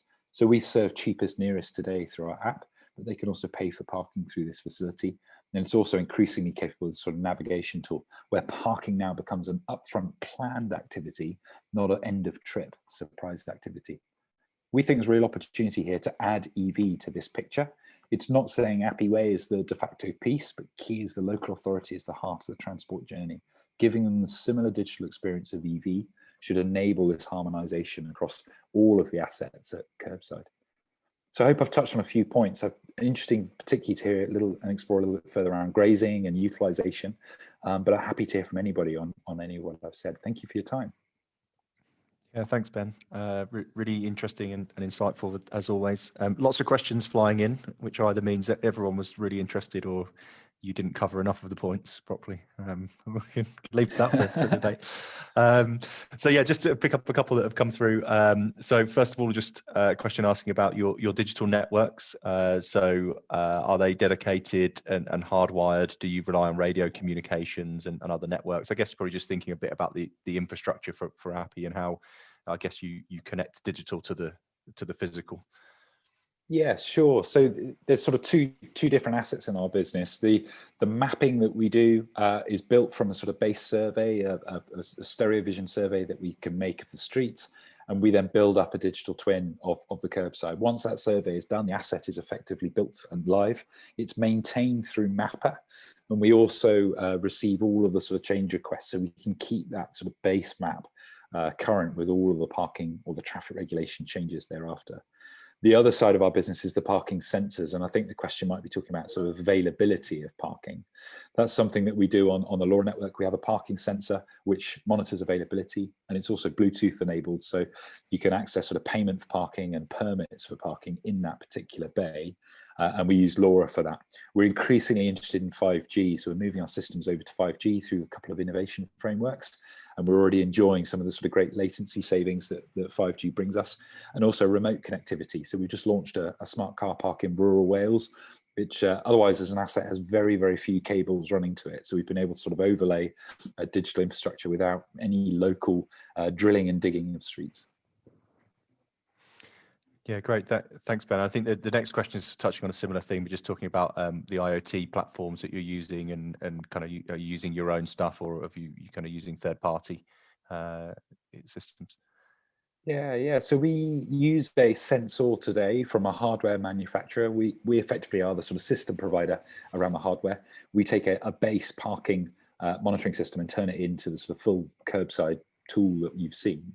I think really for us as a business, although that is a sensor we use today, we're increasingly hungry for sensing capability. So we're starting to work with camera providers, connected car providers, some of the large telcos, any asset that we can start to sort of build. And then we do some of our own internal intelligence to build sort of an availability map from all those different data sets, and also increasingly interested in predictive parking. Very few drivers want to know availability right now. They want to know about availability when they get there, and that's what we're looking to build. Cool, brilliant. Thanks, Ben. And just a final one, picking up, and you briefly touched on this, I think, in terms of the Just Park as one of the people doing it, but just whether there's an opportunity for private citizens to get involved in kind of that curbside charging infrastructure and ability to, I guess, increasing that utilization piece, and I suppose splitting revenue somehow of that mix of the landowner, charger, etc. Yeah, absolutely. And it's one of the sectors I'm particularly excited about. I think, I touched, very respectful of local authorities, but they're not moving that quickly. Budget constraints are significant. A lot of the OLEV funding and things like that have now finished, and the government sort of trying to decide what to do next to redeploy funding. I think if you've got a driveway in a dense urban high demand area, I'd certainly be putting a rapid charger on it now. You can earn £1,000 tax free thanks to HMRC out of renting that. There's plenty of sort of Airbnb style platforms out there, and we know this is a sort of huge growth sector, and we're already seeing some of the sort of early adopters looking at some sort of premium reservation experience. You can guarantee a number of days in a week. I'm sure you get lots of corporate travelers sort of queuing up for that facility. Also too, I mean, we like putting our cars, in safe places and sat on somebody's driveway, knowing it's going to be fairly protected, knowing it's not going to suffer parking tickets, as I've touched on, is extremely attractive. So I think, the sort of the Airbnb approach for this sort of service is particularly interesting. Have a look at your local authority. If you think you're underserved and got a driveway, you might want to think about it. Yeah, definitely. It is really interesting, that parking kind of area, because the Airbnb for car parking spaces was something that's kind of taken off in the last few years and almost quickly diverted onto the charging infrastructure piece on top of that, really, particularly in those dense urban areas. That's super interesting. And just wanted to touch on a little bit, because it kind of leads into the next speaker, but just around the fleet kind of EV adoption and commercial vehicles. I just actually want to get your kind of wider thoughts on what you think the opportunities are there, because I think we've talked about here, and often the talk is about conversion of EVs in the kind of private space, but that kind of particularly final mile delivery area is really interesting. But you did briefly touch on it, but just interested to see what you think those opportunities are, and maybe what you think might be happening over the coming months and years. Yeah, well, it's a big sort of question topic, as you know, Chris. But I think for me, I'm still nervous to the kind of sort of wireless recharging, the significant infrastructure that needs to be sort of dug up to install those things. I think it definitely has a role, but I don't see that short term, I mean sort of within the next couple of years, at scale. I think it's, you know, interesting for the bus stop analogy. Certainly fits certain use cases, maybe certain areas that are dug up regularly and relatively easily serviceable. Think of sort of Heathrow entry roads and things like that. But I think for the local authority, it's just prohibitive in the amount of sort of carve up. I think strategies that support the rollout of fibre are particularly interested in that. You know, touched on Connected Curb, who are burying infrastructure, sort of future preparation for local authorities. They're delivering a lot of capability today, but they've also got a lot of future capability that the infrastructure is then in, you know, digging out the streets once. I think it's extremely appropriate. And I think the final play for me is just the sort of provision of rapid and just getting the sort of brokering of those assets in a fair, transparent way that can be billed easily. And, you know, we mentioned HMRC already, but the tax around recharging, the rate that you pay, you might be with a preferred provider and get a particular tariff discount. Will your local charge point know that? How's that managed? These are all sort of widely touched on things, but I still don't think the consumer journey's really been nailed into a sort of one-stop shop for that. And I don't think there is a one-stop shop. We need lots of competition, but you need ubiquity then within that you can really float on your preferred service and charge anywhere.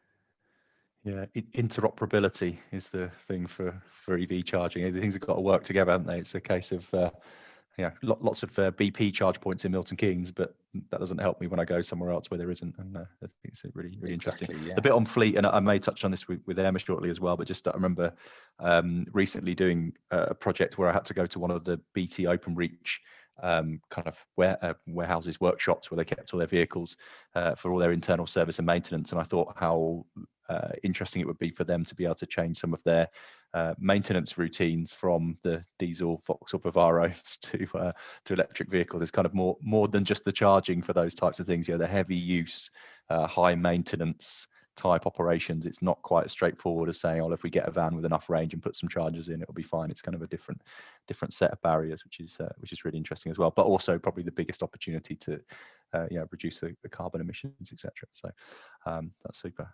Great. Thanks, Ben. Look, really appreciate you joining us again. A pleasure as always. As we always enjoy these conversations. So yeah, any other questions for Ben? Let us know. But we'll move on to our final speaker. I think just and I'll confirm with Pim. Please stop me if I'm not. But I think we had a networking session due just for this point. But I think the networking is more difficult on Zoom, so we may just carry on. I'll wait for a thumbs up from Pim. Yeah, cool. Okay, good stuff.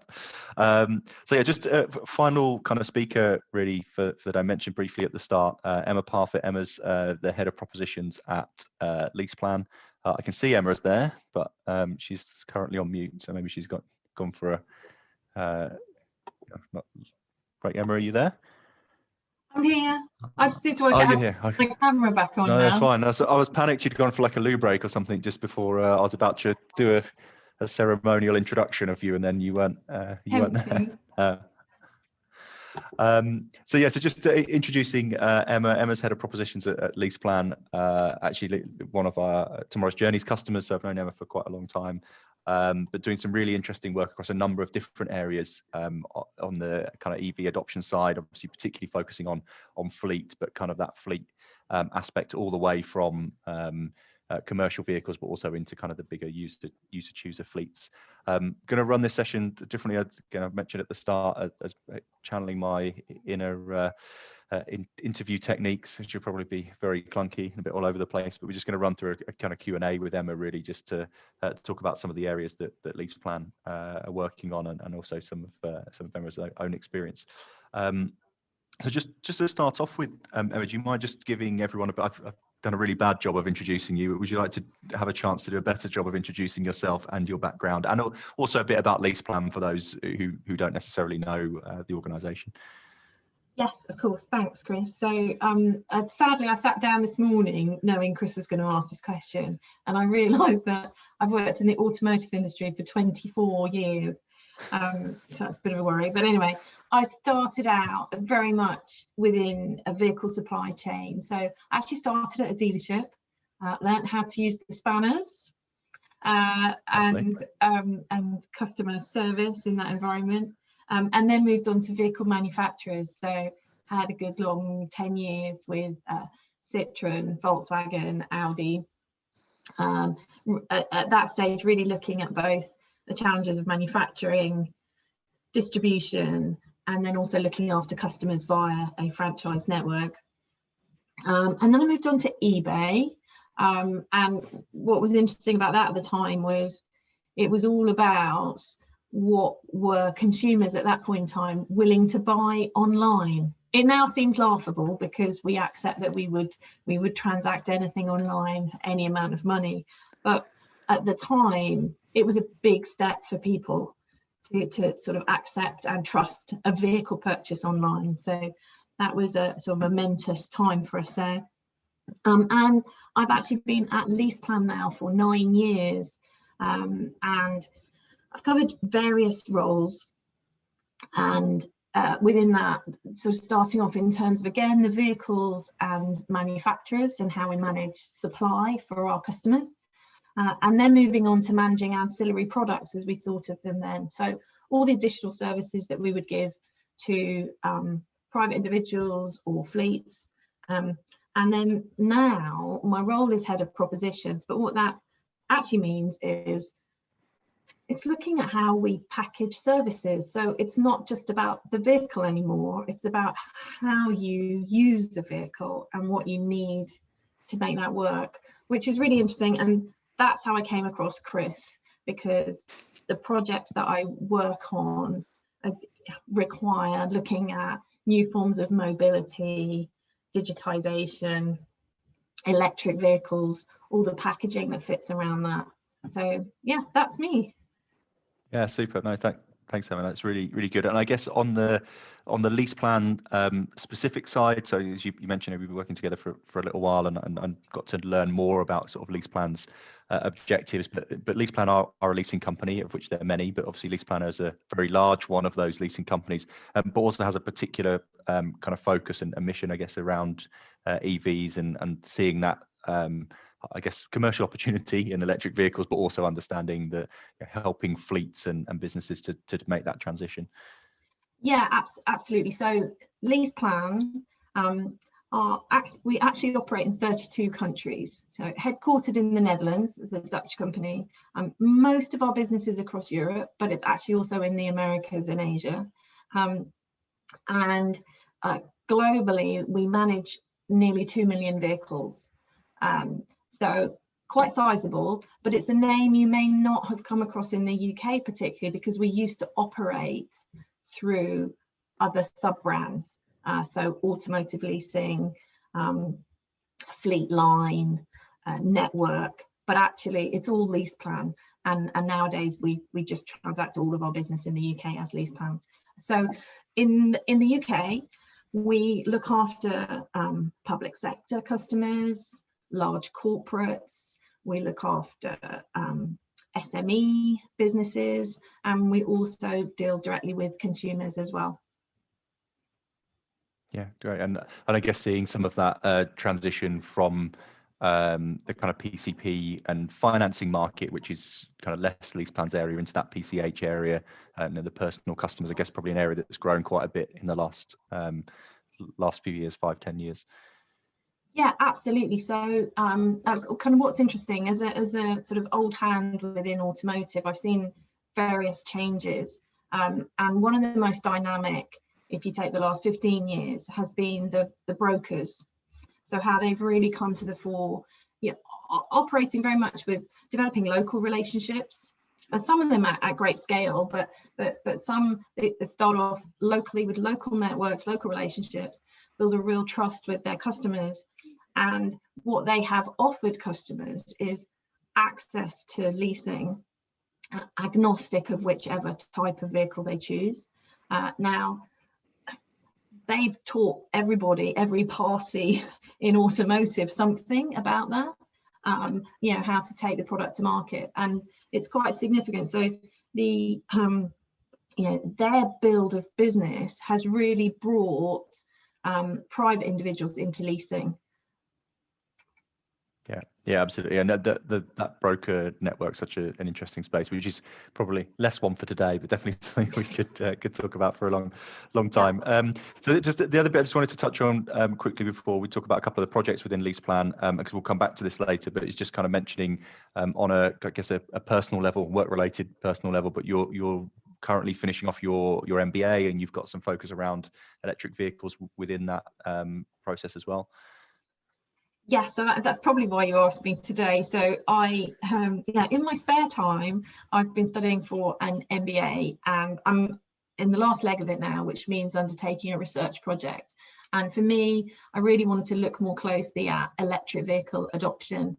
So I'm involved in electric vehicles in my day job, looking internationally, looking at the UK strategy as well. How do we help customers transition? But as part of my MBA challenge, it was to really read as much as possible about existing research on electric vehicle adoption. So that meant reading lots of papers from different markets, a lot of which were conducted over different time periods. So various studies in Canada, in the Nordics, in Spain, and some really localized trials and studies in terms of electric vehicle adoption. And for me, what was really interesting is that most of the studies came up with the same thing, i.e. Price is a big factor, concern around range and access to charging is a consideration, and wanting to do something for environment. There's a kind of scale on that as to what's the tolerance, the desire to do something for the environment versus the cost or the inconvenience of doing so. So what I've tried to do with my study is really delve into it and go to a further level. What is the pricing tolerance? So if you have a desire to move to an electric vehicle, then how much of a pricing difference would you consider to still do it?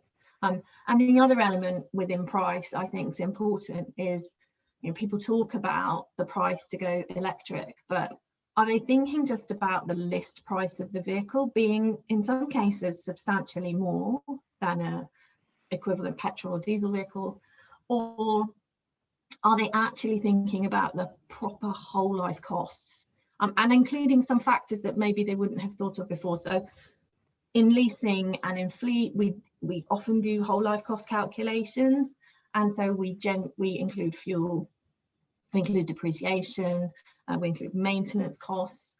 But what we're not looking at, sometimes we include insurance, but that's more often than not taken separately. But with electric vehicles, actually, there are other savings, other benefits. So it might be about parking. It might be about, congestion charge avoidance, let's say. So there are lots of other factors that come into that price consideration. And for me, I really wanted to delve into how much are people taking that into account in making that decision, and then also, do different segments of the population think about that differently? So if you live in an urban environment, you may well have a very different attitude to electric vehicles to somebody who lives in the country, in a village perhaps. So I have done the study, I have got the results in, but it's not fully analysed. So I couldn't give you proper stats just now, but I thought you might be interested in why I've picked what I've picked and how I've approached that. Yeah, definitely. It's really interesting because the chaps from Coventry University talked about their study earlier on. A couple of the questions that came off the back of that were actually almost that same thing, really, of looking at what were the reasons, what was the price difference, and kind of some of those things that could be super interesting. But yeah, we might touch on that kind of at the end again a little bit, but just thought it was useful to pick up that as well. So I just wanted to talk a little bit about some of the projects that you guys are working on in that kind of fleet sector. I know there's a few that you're looking at, and a lot of them are either directly or indirectly looking to sort of push electric vehicles themselves. I know salary sacrifice is a project that you've been working on. Did you want to just give us a bit of an overview of, I guess, very briefly, of what it is for those of people in the audience who aren't kind of aware, but also kind of how it's gone from a lease plan point of view and the take up of it, etc. Yeah. Okay, so very simply, over the last few years, we've seen the cost of fleet rise, particularly if it's a perk offering to drivers. So let's put aside business need and commercial vehicles for a second and just think about cars, the management grade cars. We've seen a shift to fleets offering drivers cash allowances as opposed to an actual vehicle. But in doing some of that, they've also lost some of the control. So there's a big health and safety requirement in terms of drivers or employees conducting business and moving around in their own vehicles. I think everyone will be familiar with the concept of grey fleet, but that's a challenge. And offering employees a cash allowance is not very tax efficient either for the individual or for the company. So taking that all into account, the current situation means that a salary sacrifice scheme is a great way to do it in terms of saving costs for the employer, but also for the employee. And the sweet spot is electric or low emission vehicles. So what makes salary sacrifice work is it's essentially a company car scheme. So an employer leases company cars for its employees, and the employees can opt in to take a vehicle, but they would then contribute or sacrifice some of their salary in order to take the vehicle. So it's efficient for them from a tax perspective. But because it's a company vehicle, the individual would then be subject to benefit in kind taxation. So any of you out there who have had a company car will know that actually can be quite a lot at the end of the day, hundreds of pounds a month. So with electric vehicles, they were at 0%, now at 1% BIK. It's a really low tax item that a driver could take. So suddenly it becomes really, really affordable. Yeah, definitely. You've got the tax benefit of having the money taken out, I guess, pre-income tax, but then also that big benefit. I mean, I guess to put into comparison the 1% BIK versus, actually I'm trying to think what a typical sort of petrol or diesel vehicle would be now, 25% more than. Yeah, could be really considerable. So what we found, so the early analysis for fleets, taking a typical fleet vehicle, say a Skoda Octavia diesel, the tax that a driver was paying on that and the cost for the company in terms of leasing the vehicle, if you take into account the savings a driver is going to make and therefore assume they could make a greater contribution, actually both the employer and the employee could be better off, and the employee could be driving a Tesla. So you look at it that way and you realize that if there are appealing electric vehicles, then it becomes quite a powerful employment retention tool for businesses. If they can offer that type of vehicle, the drivers will be really pleased with, and the driver feels they're getting a real bargain. Everyone loves getting one over the tax man. Not got HMRC on the line, have we? Oh yeah, full section. You missed the HMRC section earlier. To loads of them. No, definitely a big win. Ben's just put on the chat actually as a question, just so I may as well pick this up while we're on salary sacrifice. But I think he just said what would be your opinion, your choice of a car on salary sacrifice. I don't know if Ben's got a scheme coming up. I do have one. Oh, okay, great. Well, yeah. So this salary sacrifice scheme is actually the vehicle I have for my husband, as opposed to my company car. So he has been provided with a Kona, a Hyundai Kona, which has a great range. Range is something like 270 miles, and actually a really good car, great value. Yeah, nice. There you go, Ben. That's the one to choose. Moves to website, makes purchase. Yeah, exactly. Yeah. Thanks, Emma. If you could do an extended test drive through the Tomorrow's Journey platform first with Hyundai, and then do that, that would be great. Just Of for course. ticking all the boxes. So, Obviously, Mr. Parfit wanted a Tesla, but I wasn't going to sacrifice my salary to provide that.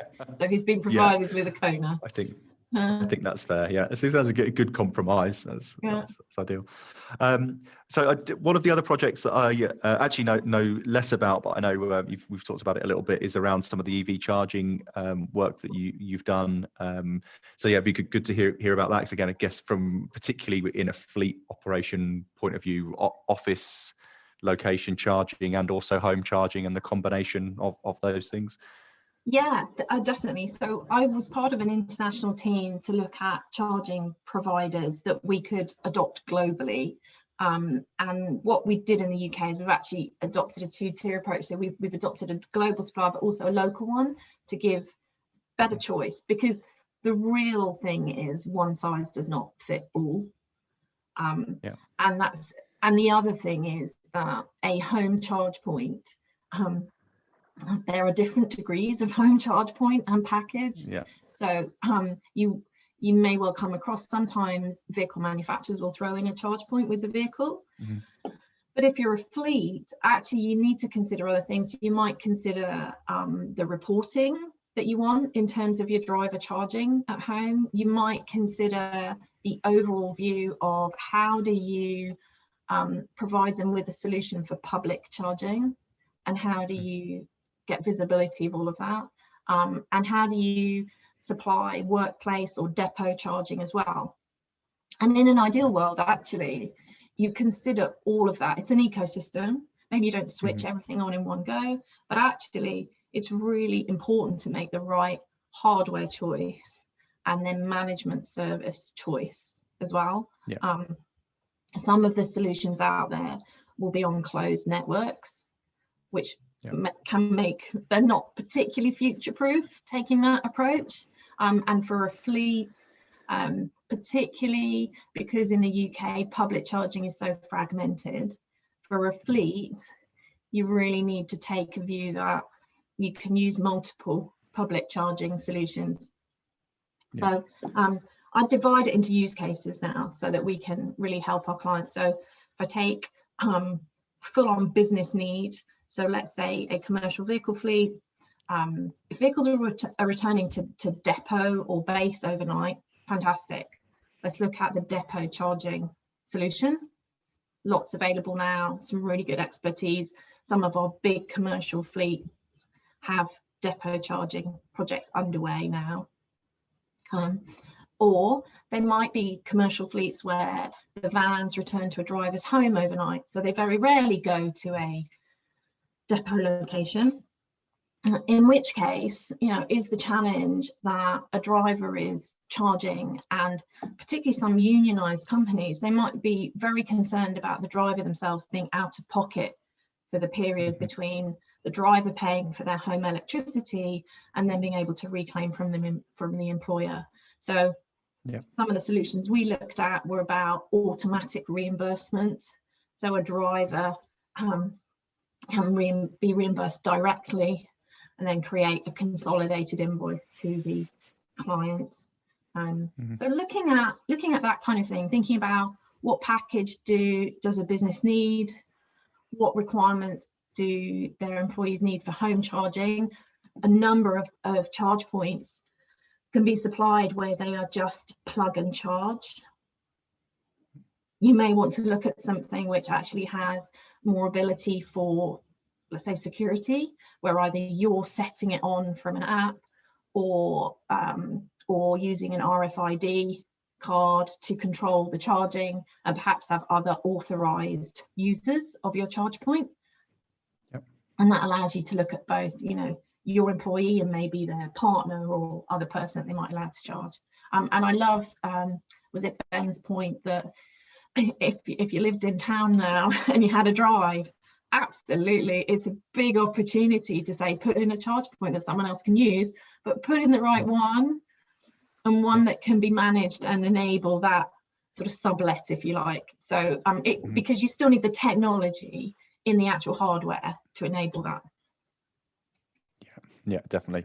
And it's definitely the home charging thing's an interesting one. It's something that when we were talking about this event a week or two ago, we were saying that both of us had noticed this kind of loophole around plug-in hybrids that had, you know, much lower tax, but people just basically weren't ever plugging them in because the companies expected them to charge from home. And of course you pay for the electricity, but if you've got a fuel card, you don't pay for fuel, and which meant you just carrying a really heavy battery around that's not doing anything. So, well, yeah, that's something we're looking at the moment, because there's been a really high uptake of PHEVs because of low BIK. So for company car drivers, really attractive choice. But they may have no intention at all of plugging them in. Or they may have taken it with a view to, they think, okay, this is my stepping stone to move to electric. But in reality, moving to electric requires some degree of effort from the individual. Lovely when you get there, it's all convenient and great, but actually it requires a degree of effort in the transition. Even if you're able to have a home charge point, the process of applying and getting one installed requires some personal effort. So I think I think a lot of the PHEV drivers have not made that change, and we're looking at the moment, what can we do to help? What can we do to help fleets that have got that situation? Because ideally, we want those drivers to get the most out of those cars and use them on electric as much as possible. And then it is a really good stepping stone. Yeah, definitely. I mean, there's so many negative connotations to having a PHEV and not using the electric bit. I mean, for fuel economy, cost the company more on their fuel card, you know, worse environmentally, like all that kind of stuff. It's a bit of a nightmare. I think it's happening less now, but I definitely, I spotted that a few years ago. I think I was telling you the story, and the guy told me triumphantly that he had, you know, halved his BIK tax by getting a PHEV and hasn't ever used it in electric mode since it left the dealer. And you're like, oh no, that's not what we need. But I think, let's say getting less now with better charging infrastructure overall, but it's definitely a kind of watch out, I guess, particularly for those fleet operators. Yeah, definitely. And I think that, you know, the whole challenge of moving people to electric on a fleet and employee population, what we've really found is how important it is to help them with that, and approach it with a view to the fact that not everyone in the fleet is going to be able to have a home charge point. And how do you identify those individuals, and how do you help them, and what are the options? And some of it might be that just a small number of any given fleet might need a bit more help. It might be that the installation is going to have some increased cost, in which case just make an allowance up front for that. Or there will be some instances where the people who can't, and do you make a decision up front to say we will allow PHEVs on the fleet under certain conditions, and what are those conditions? Or do you look at making sure that they've got a really good, efficient public charging option? Which can be facilitated by fleets. Yeah, absolutely. No, definitely. Especially for the drivers moving around a lot. It's really interesting. No, that's fascinating on the charging side. And said we haven't really spoken much about that before, so it's really interesting to find out what you guys are doing. And then just the final one was just to talk about the lease plan flexible offering, partly self-serving in that we're helping you with that project. But I'm just thinking about the move to car subscription, potentially the role that has to play with EVs, because I know particularly the stuff that we're working on, you guys have a kind of big focus on the fleet being electric and plug-in hybrid vehicles and that kind of transition. It was touched on in a couple of presentations as well earlier about that ability for people to get shorter term access to an electric vehicle to try it.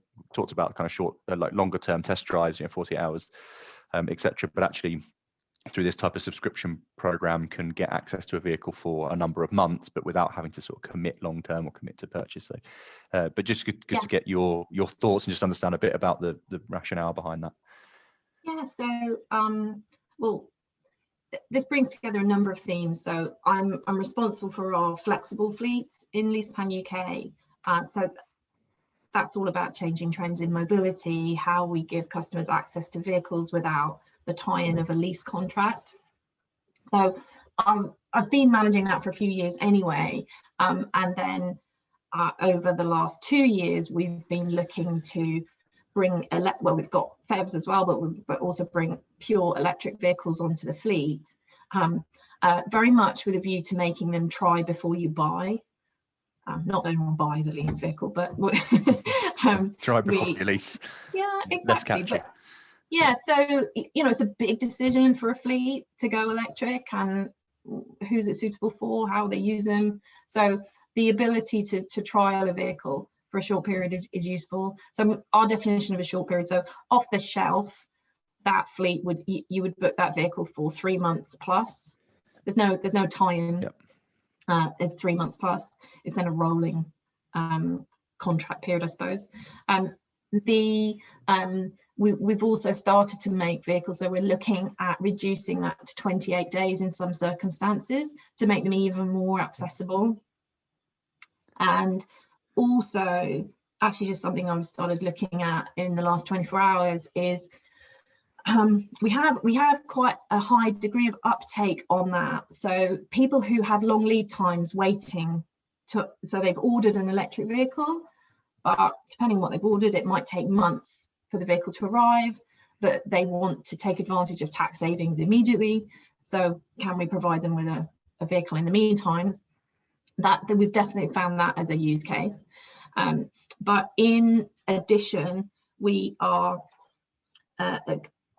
one of the things I found is that it's potentially off-putting. So you want an electric vehicle, you're going to have one because you've ordered one in future, but you've still got to wait to have a home charge point fitted to really make it work in some circumstances. Right, yep. So that wait for a home charge point was off-putting. So part of what I've done is work with the supplier to say, can they give a guarantee? Can we turn around a charge point within 4 weeks, so that go, okay, that's reasonable. I'll get a charge point fitted and I'll take an electric vehicle just to try.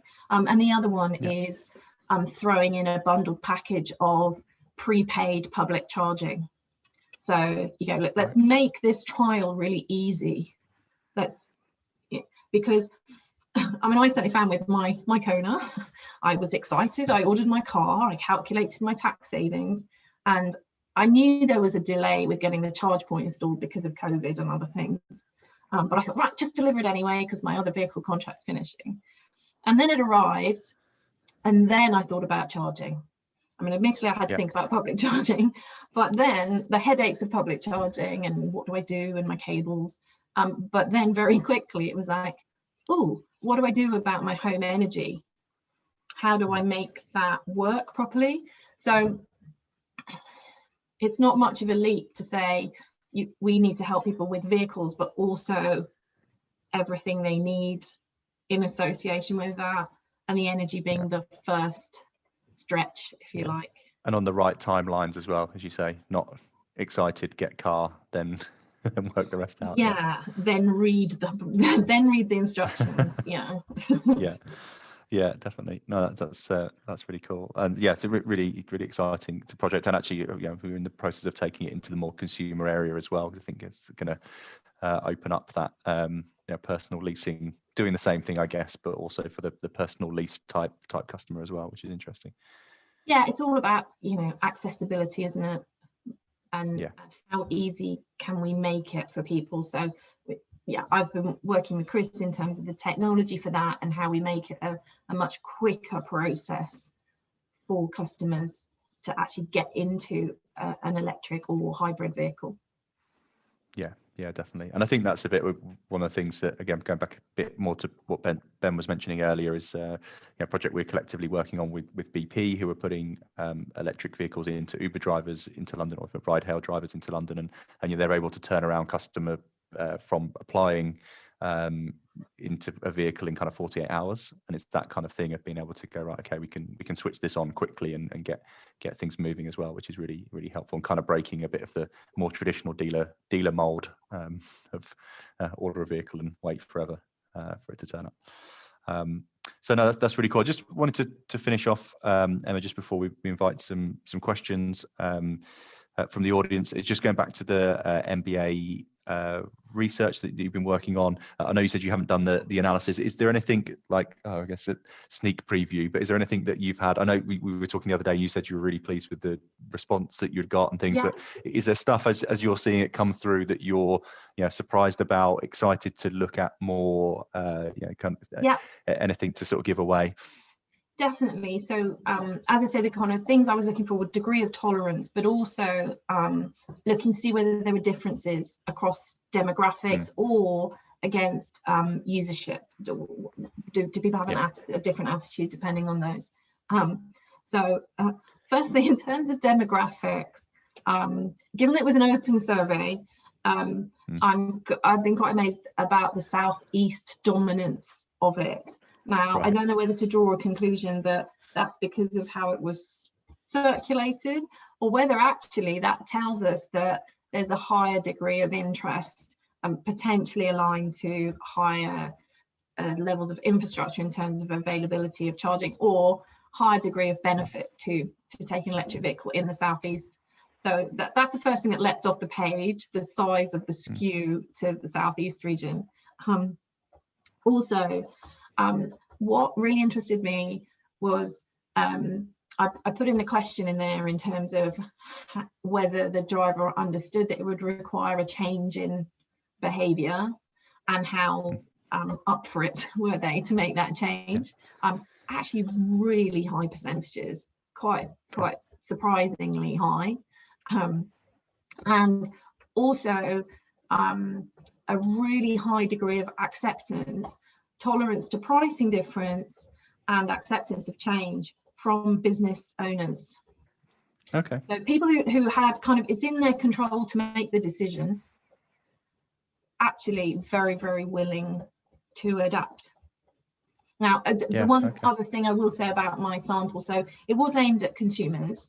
I did make the questions applicable whether it was car or commercial vehicle, but actually I had a very low degree of commercial vehicle response. So, you know, we can really say the survey results are about car adoption. I don't think there's anything else particularly interesting. There was definitely an acceptance and a tolerance of a price premium among different groups. Nearly everyone said, of course, if they were the same price. But actually I checked the tolerance to 5% difference and 10% as well, and there was still acceptance of that. It's interesting, and definitely kind of is aligned with some of the stuff we talked about earlier on in the session about kind of moving past that early adopter phase and now people sort of recognizing the benefits of it, right? I think that's the thing before, and that comes a lot from product and infrastructure. You know, 5 years ago, if you said, oh, you can have a Renault Zoe or a early Nissan Leaf and it's going to cost you twice as much as your Ford Focus, you go, oh, hang on a minute. And I think different story today. Yeah, and I get a bee in my bonnet at times when, you know, it kind of comes out again and again that people's concern is range. So actually, okay, let's unpack that, because in itself that doesn't, we can't really understand what to do about it. And what I mean by unpack it is, you know, there's the range achievable with a given vehicle and its battery capacity, and then which most drivers won't need to use on a regular basis. You know, 200-mile range is, I do not travel 200 miles every morning. You know, that's fine, I'll need it on occasion. But then the difference between that and kind of in their head what they mean by range there versus actually that anxiety of how easy it is to charge. And you know, and how easy that is publicly, not just from a technical perspective and accessibility, but what that means behaviorally. You know, can I see myself sitting in that location for an hour? Or there are other things involved in it. So I think understanding range anxiety and unpacking it into the difference between what are your journeys and what do you need to use the vehicle for, and therefore what is fit for purpose, versus what is actually down to the charging side. Yeah, definitely. And some of the stuff Ben was talking about, being able to hit grazing, knowing how you can pick up bits of charge as you go along. I think that's a difficult thing to understand unless you're actually driving one and you work out. It's just a different way of operating a vehicle. It's not necessarily any better or worse. It's just a different mindset, isn't it? So. I was thinking about how to explain it, and then I thought about how back in the day when I first got issued a company BlackBerry. I still kept my desk diary, paper diary going in parallel for a number of months because I actually found it hard to change my behavior to such a degree. It felt like, letting go of a crutch, and it's that sort of, that sounds really silly, but kind of the behavioral change required. You've got to change things, and you have to let go of some existing certainties in your lifestyle and adapt. Yeah, definitely, to gain all of the other benefits from it, I guess, in the same way. It's a good analogy with the BlackBerry and diary. The trouble is there'll be people that are too young to know about the BlackBerry, and therefore it will be lost. No. Yeah, that is true. So yeah, just looking to wrap up, really, Emma, just interested in the interest of time, but thank you for covering that off. It was really enjoyable to run through. Just one question so far about sharing a link to the salary sacrifice scheme, so it could be a potential customer. It's a good win for thing. But has anyone else got any more questions to pop up on the chat? Otherwise, we'll look to move through. Just to comment on the sharing of the link. I mean, Emma, if you want to email that to me, we're quite happy to include that in the follow-up email to everybody. Okay, yeah, sure. Okay. Thanks, Pim. Happy to do that. Awesome. Yeah, great. Thanks. And if anyone wants to ask me something directly, it's fine. I'm assuming, Pim, you can share my email address, and if there's something that I've talked about today that someone wants to know more about, or of course, if they want my research when it's finished, very welcome. Yeah, definitely. We can circulate that as well. Is the survey still open, Emma? That's actually what I was thinking about earlier. If you closed the survey. No, I've left it open actually, because even though I've downloaded my initial analysis data set so I can do the modeling, I'm still just personally interested in the results, so I will run it again regardless of what I put in my actual academic report. Okay, nice. Well, we could probably share the link for that as well, Pim, get some more responses up.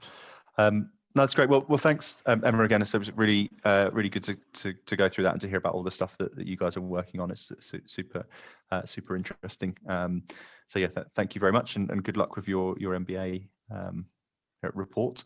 And I guess finally, Pim, we're moving on to a panel session now. So I guess bringing, well, I was going to say invite on stage, but we don't really have that feature, but bringing the other mobility champions up, and we'll kind of pick up some questions. There's another area for the panel discussion, just another area to invite more general audience questions if there are some. We might pick up on a few things from previous sessions as well, and yeah, to kind of take it from there, really. Yeah, if really all the champions want to switch on their cameras and unmute themselves and get stuck in. I think, Chris, you were going to lead with some questions, right? So yeah, absolutely. Yeah, just if we've got everybody here. So yeah, just covering a few things really. So I wanted to pick up a couple of bits that we talked about earlier on. So certainly picking up from the research earlier today, but just thinking about, just want to get everybody's thoughts more generally, given that this is we're talking about sort of barriers to entry.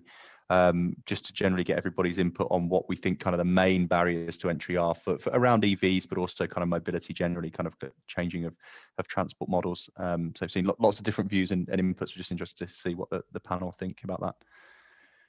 I don't know if we want to start with Roger. Okay, thank you. For me. Thank you. Hello, everybody. I don't want to sound like a whinger, but everything that Emma's just been talking about and all the other speakers it is good and is helpful and will progress things. However, what I think we sadly lack is any real credible long-term leadership from government. And if we look at where this works, the adoption of electric vehicles, the move and the shift to renewable energy and combining the two, it works well in China. And there's one simple reason for that. They have decided it's an industrial strategy.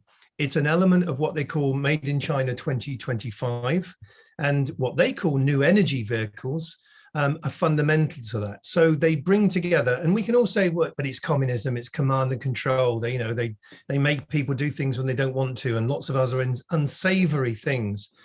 Nonetheless, over the last decade, driven by a gentleman called Wan Gang and his view of working through an agency called EV100, they have essentially hoovered up the world's resources for battery minerals and have put themselves in a strategically powerful position. So what I'm going to, there's no one listening from government here anyway, and I could say there's no one listening from government, and just leave it at that. But I do think all of us, in whatever way we can, should lobby, cajole, poke, prod, every other mechanism, our friends in government to say, if you really want to make this transition, because it's an epic one, shifting away from 100-year internal combustion engine proposition, if you want to do it safely in such a way that we don't dismantle and destroy vital industries like the automotive industry, we need to have a cohesive strategic plan. And at the moment, it's just all over the bloody place. And, I don't like to be negative. Inherently, I'm a very positive person. I share a lot of the chronicle of EV as an ongoing kind of narrative on LinkedIn. And I strive to be positive. But in listening to all the huge endeavor all our speakers have shared and all the great work they're doing, we just need to get leadership on this. So I just wanted to say that, Chris. Sorry, it was a rant, but I felt I wanted to get it off my chest. So please forgive me, people. I'm not trying to make anyone feel negative. No, but it's very fair actually. And I haven't really touched much today on government. It's kind of come up a couple of times, but definitely a thing that we've talked about previously, collectively, some of the people here in other events, about ambition as well. There's lots of stuff going on. There could probably be a nice long list of projects that you could get shown, Roger, that say, well, hang on, no, we're doing all these things, but Ben alluded to, let's install 5 charge points in a borough. The conversation I remember having with a local authority, and they said, great news, we're doing car sharing, we're going to put 4 cars in the center of this town, we might get up to 10 in the next 5 years. That ambition, which I guess is linked to the leadership, is definitely really on that very quick. Well, to give you a little illustration of that, Chris, so take a city like Shenzhen in China, 18,500 electric buses, 27,500 electric taxis. Didn't happen by accident. The thing here is, we had Prime Minister, who was it? Let me think. It was a few years ago. There was an event in Birmingham. It was all heralding and trumpeting the new world of electric vehicles, and it was Theresa May, and it was a shambles. It was so badly organised, and the tragedy is we have such immense engineering capability in this country. We have brilliant academics. We have some of the best engineers in the world. A lot of those sit within the arena Christina knows, in and around motorsport. And if we had this core leadership proposition, longer term stuff, we really could be, a real powerhouse. And we'd want to do that with our European partners and our American partners, and yes, our Chinese partners. But at the moment, it's all like just dribbling. It's a dribble approach to it all. And that won't work. But yeah, look, on a more positive note, there are some fantastic innovators and people doing bold and brave things, like the guys running that grid serve proposition, the electric forecourt, that whole thing of coupling renewable energy with filling stations that have electric pumps, not petrol pumps. And you've got people like Paddy Lowe, as Christina knows, Christiana knows, who's looking at e-fuels to not for everything, but for motorsport and for off-highway and a bunch of other things. So there's lots of good stuff around there. So I don't want to paint a kind of completely depressing picture and sound like Leonard Cohen on steroids. So yeah, I'll probably leave it at that. I think, Chris, I should mute myself Yeah, now. I think it's yeah, very very fair and clear. And I'm sure there's lots of people that would definitely understand and been on the receiving end of some of that lack of leadership. Ben, you've come straight off mute. Have you? Well, I just thought it's a fantastic tweet there for Roger Lennon Cohen. You know, crash the internet most likely. No, I just wanted to reiterate, I suppose, so positively is very much sentiment of what Roger said. Local authorities are doing a lot. I've always feel it's a very difficult role. I always feel that, you know, a lot of our local authorities in the UK are largely hamstrung with, you know, serious social issues across their local authority, which need addressing far sooner, you know, school meals and all these sorts of things. But there are some great pockets of good things. And I think really for me, it's just scale. And to echo Roger's point, that has to come central. And I think whether they're doing their jobs competently or not, you may or may not agree, but they've had Brexit, they've had COVID, there's so much noise bumbling around. The pace of change for EV in the private sector has not gone away. And, you know, 2018 we were saying 2 years to adoption. We're now, you know, here.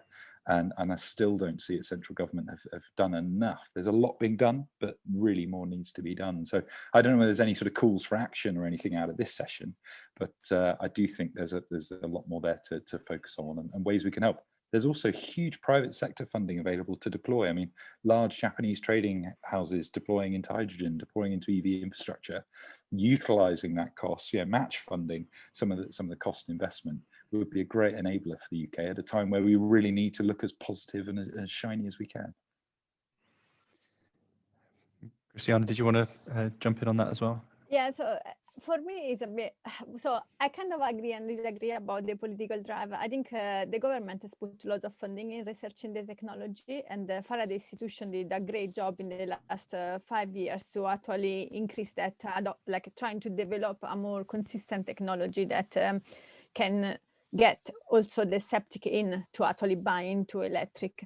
I think one of the well, at least from what my points, one of the biggest barrier is attitude to change, but not to change is like just the behavioral things, is to change all your, I'm going for a trip up to Scotland and I have to stop 5 times to recharge my car. So it's the infrastructure, but it's also how do you recharge the cars? It's not just you arrive to the petrol station, you put in your fuel and you just go out. You actually have to be there and wait, and there is nothing to wait for in the petrol station. I think it's like the news that Costa Coffee, I think, is putting some recharging points around their infrastructure is great, because people can just stop for a coffee for half an hour and recharge their car and then pass it on. So I think the problem is actually doing that shift from how we have always traveled for the last 20 years to the new way of travel and planning it. So, and that is kind of a bigger change, because it's changing behavior, how we travel, rather than change on, okay, I'll get an electric car rather than a petrol car. So, and that is possibly easier for the new generation because they don't know any different. But for anybody that is in the bracket between 35, 36 and 70, or even more, because in this country they don't take you the driving license off when you're 70. So it's kind of a quite big shift in the whole planning situation of a trip. And that's, I think that is kind of what's, so the people that have got the power to buy the cars, they have to go the extra mile to shift their mentality on how they're going to use their car. Yeah, definitely. Yeah, and I think that's the guys at GridServe who you mentioned, Roger, are starting to do a bit of that, but it's dedicated. That's something that's been implemented with EV charging in mind, rather than putting some charge points out at the back of a service station. So it's definitely interesting. I'm starting to think about that. And sorry, Chris, I was going to say, we worked with you on that BP project for ride-hail drivers, which is partly serving the whole growth of Uber and electric vehicles in London. But that actually came out of the BP strategy, which is about how they utilize the service stations in a different way in future and make them destinations. And I think it's a case, Christiana, some of that strategy is going to take time arrive, and it's also going to arrive at a different pace in different locations. So some of that original work with BP, you know, they were talking internationally about some of the cities that they started in or where they were targeted. So although sort of coming to the UK, looking at what they do in London, it's not something we're going to see as a nationwide rollout, but it's going to take time. That concept of destination charging, if you like, how they completely change how we think about and use fueling stops, be it for fuel or charging, is going to change completely. Some of the ideas were amazing about, you know, what might make you go to that location, which it's exciting. I think spin forward, you know, 5 and 10 years, and we'll see some very different charging destinations. But Emma, just on terms of timing, it's 102 months until January the 1st, 2030, when you can no longer buy an internal combustion engine vehicle. And people aren't going to wait until that moment. Of course, over time, it's going to change. But do you know of any kind of plan that has metrics on it that shows where the adoption and the cadence of charging propositions, fundamentally charging above all else, will match the switch over to electric vehicles, and it will work? Has that been scheduled and put into some form of, you know, metric plan? Have you seen that? Are you aware of anything? I have read something, but to be honest, Roger, I dismissed it, and the reason being that I didn't like what I read. In that the calculations were inaccurate in terms of real life usage. So all the stats you see today in terms of number of public charge points and locations, actually they're really misleading, because they're in very different densities in different locations.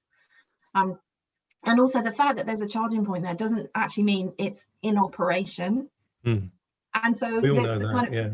So the sort of confidence that public report was giving in terms of, well, we've got this number of charge points versus relative to number of electric vehicles, and then this is how it's going to change over time. For me, because I didn't feel that the data was really valid or useful, I dismissed it. But it does exist, because I have dug around and looked for it. I just really felt it wasn't valid, and it needed more understanding. And, you know, sorry about the puppy, but that's not me making that noise. The electric puppy. No, yeah, I think, you know, it's going to take more understanding on a local basis, and the sort of work that you know Ben's doing to really drive through a better statistical analysis of what there is now and what is needed, because there are lots of variables in that what is needed infrastructure wise. But who's in charge of the plan? Who is in charge of this plan that we allude to? Who is it? Who's in charge of it?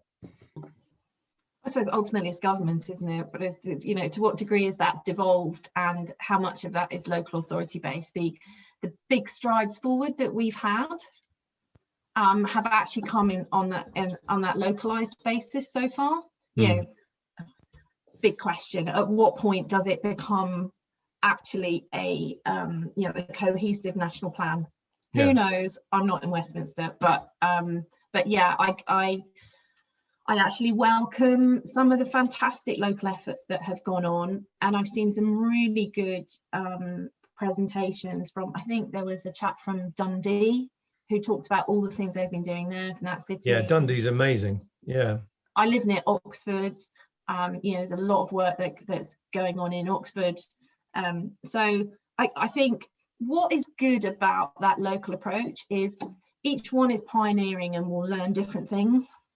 So rather than having some national plan that is ill thought through, let's say, for a moment, then you just go, this moment in time where we've got some local pioneering activity, that's a really good way for us to learn what should happen and how to make a national plan.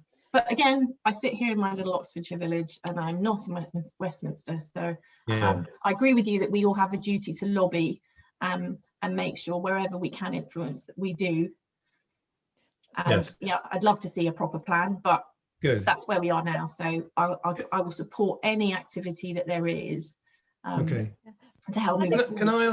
Can I ask Simon? Simon goes to China a lot, and his business has been very successful with Chinese enterprises, and you probably know more about it than most.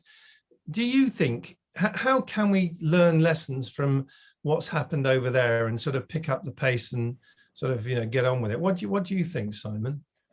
I certainly agree with what you've said already, Roger, but a lot of it there is the legislation pushes it through, the government put in the infrastructure behind it, and they actually see that kind of work as a way of generating income and in improving people's the amount of people that are out of work, for example. So when they're starting to see a downturn in their economy, they start a lot of public projects because it gets local people back employed again to carry that out. So, building bridge infrastructure, rail infrastructure, or electric charging infrastructure is a good way for them to keep people employed, and it's driven by the government. I think as well, you've got some different technology adopters out there that are thinking a little bit different. And as you know, Roger, I've got a customer called Neo. And Neo have now adopted battery swap technology because that gets away from the requirement to sit and charge for a long period of time. And if you can pull into an electric petrol station and change your battery in 3 minutes, just probably as quickly as you could fill your combustion engine car up with fuel, then people are going to adopt that and follow the technology. So I think it's driven there by both government and also by some innovative companies that can form great partnerships that allow them to sort of expand that out across the country. And I think until we do get some sort of centralized government incentive into our charging infrastructure, we're actually going to start putting people off buying EV vehicles. That's what worries me. Yeah. I mean, I think the automotive companies have engaged it and swapped from combustion to electric because we've seen the legislation's pushing it that way, and you've got to move with the technology. But until the infrastructure catches up, I think it could easily have a negative effect. I've had it personally have to wait for an hour and a half to even get on a charger, and that was on a major motorway services. And it's fine if you're not in a rush and you've got an hour and a half to waste before charging. And you normally have, but Emma's right in a lot of what she said. I think LeasePlan and other people like that, enterprises and businesses who are going to come to market with fleets, they're not going to sit around and just hope it'll happen. I think they'll be the pokers and the prodders and the cajolers, I think, because there has to be. You can't make a transition on this scale without having the alternative being better. The alternative can't be worse, otherwise people won't do it. So a lot of what you're doing, Emma, is really good. Thanks, Simon. Good. That's often the way, I guess, Roger, as well, that often enterprise, and we see it in kind of the startup area about trying to make change and drive innovation, often has to happen, but bootstrapping a little bit and entrepreneurially, and that kind of moves up. And even large organizations like LeasePlan are more entrepreneurial than government, and government's kind of typically the least, for lots of reasons, I guess, but kind of sometimes has to be driven but bottom up as well. But I do agree, having a broader strategy, wider strategy at least, because having a little a flag in the future that says 2030 no ICE vehicles is fine, but it could be a little bit of direction towards that would be useful. Ben, on the stuff that you're doing, do you see much movement? I know you deal quite a lot in the gov tech area, but is that an area you see is moving, or is it just the same kind of, it is moving but slowly? Is there any kind of changes you've seen in the last couple of years, particularly the last 12 months? Yeah, I think there is a change of pace. I think particularly one of the things I'm excited about is there's a lot better ways now that consumers, local residents alike, can start to communicate with local authorities. That sort of public consultation piece is getting a lot better and a lot more efficient about understanding where infrastructure is needed. The other piece, obviously, private sector and corporate sites starting to sort of open up. We've seen sort of leisure centres, certain hotel groups recognizing underutilization of their car parks and thinking about EV and how they can support and I suppose ultimately monetize by providing sort of infrastructure where local authorities a bit behind. But yeah, I think there is a lot being done. I think we've had a taste, as we've heard. There are frustrations around access to utilities, but I do think it's improving and getting faster and faster. And I've got to say again, the private sector funding to make that possible, I've been quite impressed by. The UK market is not a cash-rich environment for startups. Unlike the US and Asia, where you can attack 100 million investment tickets. London and the UK are relatively small. But for infrastructure, obviously, it's a totally different game. And I think the cannons are firmly on EV, and no surprise that that's happening. Yeah, thanks, Ben. I'm just going to finish off actually just by going around the group. It's a question that Ben and I used to ask some guests on the podcast that we do, but just talking about kind of our big sort of prediction for the next 12 months in this space, not specifically in EV, but mobility more generally. The thing that kind of we think is likely to change, good or bad, in that period. Just because I'll go around in a clockwise fashion on my screen at least. So back to you actually, Ben, just so I don't miss anybody off on the list. But what do you think is kind of going to be the big thing that we'll see over the next 12 months? Well, I'll keep it very brief, but I'm hoping that local authorities will open up the way they procure tech rather than sort of single supplier long-term contracts.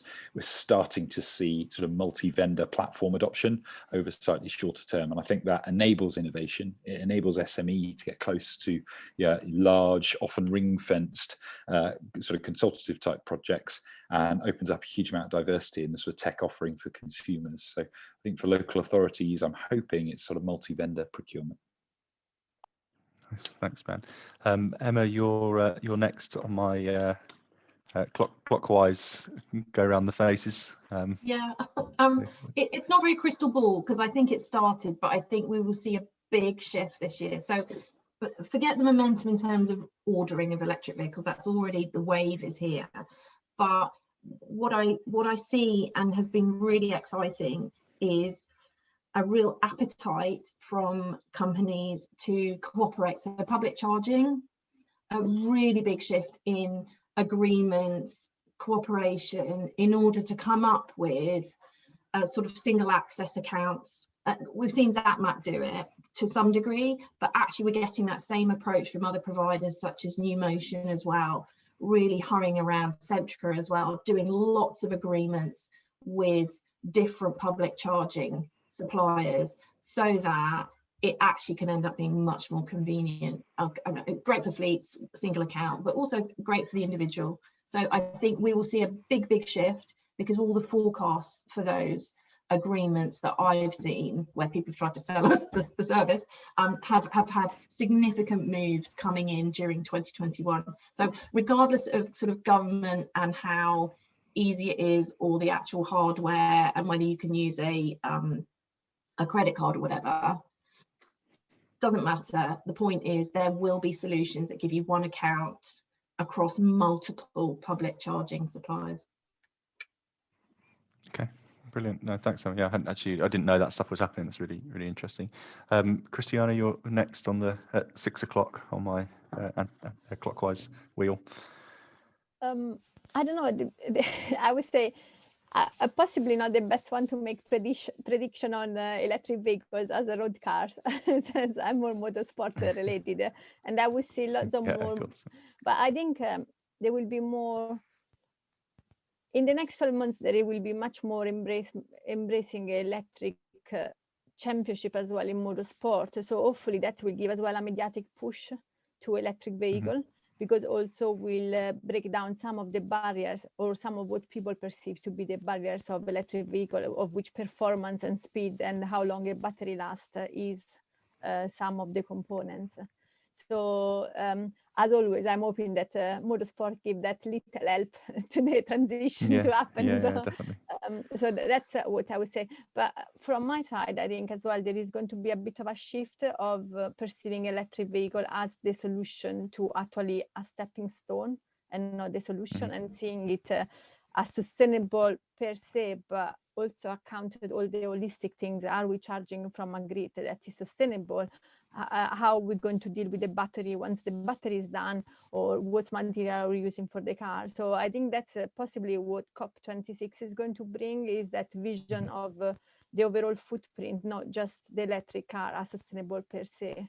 That could be my best prediction.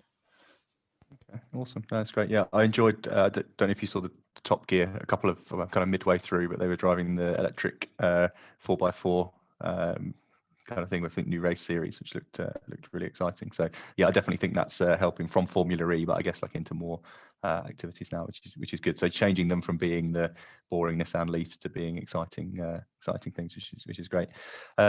Roger, over to you. What do you think? Well, I think definitely the COP summit must deliver on some tangible things, but a more kind of simplistic but very important thing, I think, is when you see the charging proposition that just went up in rugby, where the partnership between GridServe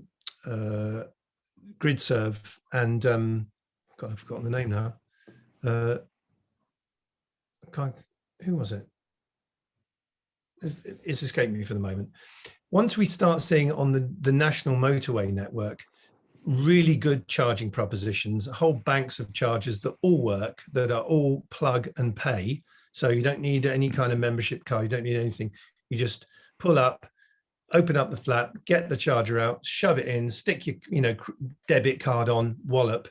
I think when more and more people see those, and they've started, that will help considerably, especially the motorway network itself, to Simon's point, not having to add an extra hour to your journey, which starts to become, once or twice is fine, it's not the end of the world, but when it becomes something you have to start putting into your schedule, it's ridiculous.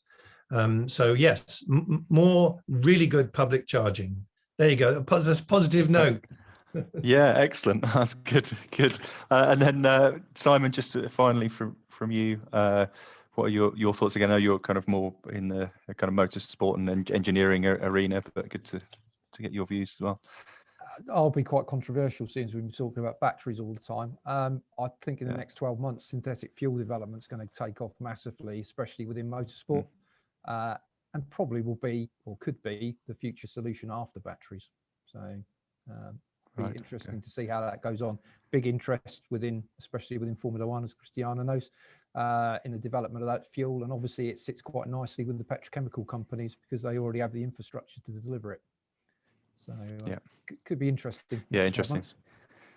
Yeah, okay, cool. That's would be a good space to watch. And I guess finally, and finishing with me, and only because I am back at the top of the wheel, but I said on a panel discussion recently that I think end of 2019, I said 2020 would be the year of the electric car, and it was the year of a global pandemic. So I kind of missed that one, but I do think it was at the time that the right product came into market for electric vehicles, and we've kind of seen that shift. I think the thing for me, and it's, I guess, semi-self-serving because it's kind of stuff that we're working on, but is looking at more flexible, seeing an increase in people looking for more flexible ways to access vehicles, car subscription and car sharing, particularly around electric vehicles. It makes a lot more sense the more we move down a kind of plug-in hybrid and an electric model, and at least I hope so, because otherwise my business is not going to go in the right direction. But it seems to be the suggestion. So yeah, no, I think that's definitely going to be the way we'll start to see those electric vehicles becoming available. Sensible price point, but less commitment than long-term leases and finance agreements. So good stuff. So I think on that note, Pim, I'll probably look to wrap things up. We're looking to finish at 4:30ish, is a few minutes early, but I wasn't quite sure how long everyone's predictions were going to take, so worked pretty well. But any kind of closing comments or thoughts from your side? It's really great. Thank you all very much. I mean, I suppose obviously apologies for the rather chaotic start. Very much not what we wanted or were planning for, I can assure you. But I think the presentations were great, very insightful. I thought the discussions were really good as well. So I'd like to thank all the presenters, Andrew, David, Emma, Ben. Really good stuff. Barack, obviously, I don't think he's here anymore, but thank you all very much. Obviously, my thanks go out to you as the champions as well, in terms of putting this event together. And as we were talking about COP26, I think it's quite good to point out that the next event that you'll all be working on with me shortly is going to focus around the road to zero, and we'll touch upon some of the COP26 things as well. So I think that should be very interesting. So I would obviously encourage everybody here to join us for that, and to join in. And obviously, Chris, thank you very much for comparing. I think you've done a brilliant job, so thank you very Yeah, much. no worries. Much Thanks. appreciated. And of course, I would also like to thank sort of MPA for supporting this event. You know, they can do a fantastic job for you in terms of finance and R&D tax credits. So I would encourage you all to visit their website and get engaged with them. And then obviously we will share all the details of the presentations and the recording and the contact details of the presenters and Emma's various links, if you can send them to me, please. We will share that with everybody sort of afterwards as well. So hopefully there's lots of opportunities to engage sort of after the event. And then of course, you know, please join us for any other future events. I know over the next couple of weeks we've got an event sort of every week. So next week we do something around overseas business opportunities. We have various webinars going on as well. I know that we have an event coming on for digital and advanced manufacturing, looking at future factories. And Arrival will be one of the speakers there, so that should be quite an interesting event. And then we have another event coming up for our design simulation and metrology group, which will feature some very interesting presenters in terms of inventors that have made things for space missions and are now applying that in a hydrogen industry, which should be quite interesting as well. So I would encourage you all to have a look at the STC website for sort of future events, and obviously sign up to those that you want to join. So yeah, and obviously by all means check out our YouTube channel to have a look at all our previous event videos, and lots and lots of really good stuff in there to catch up on. So yeah, I'll stop selling and plugging now, and I'll just thank you all very much for attending, and I hope you all have a brilliant afternoon. Thank you very much. Great. Yeah, thanks everyone. Yes, Benny. Thank you. Yes, guys.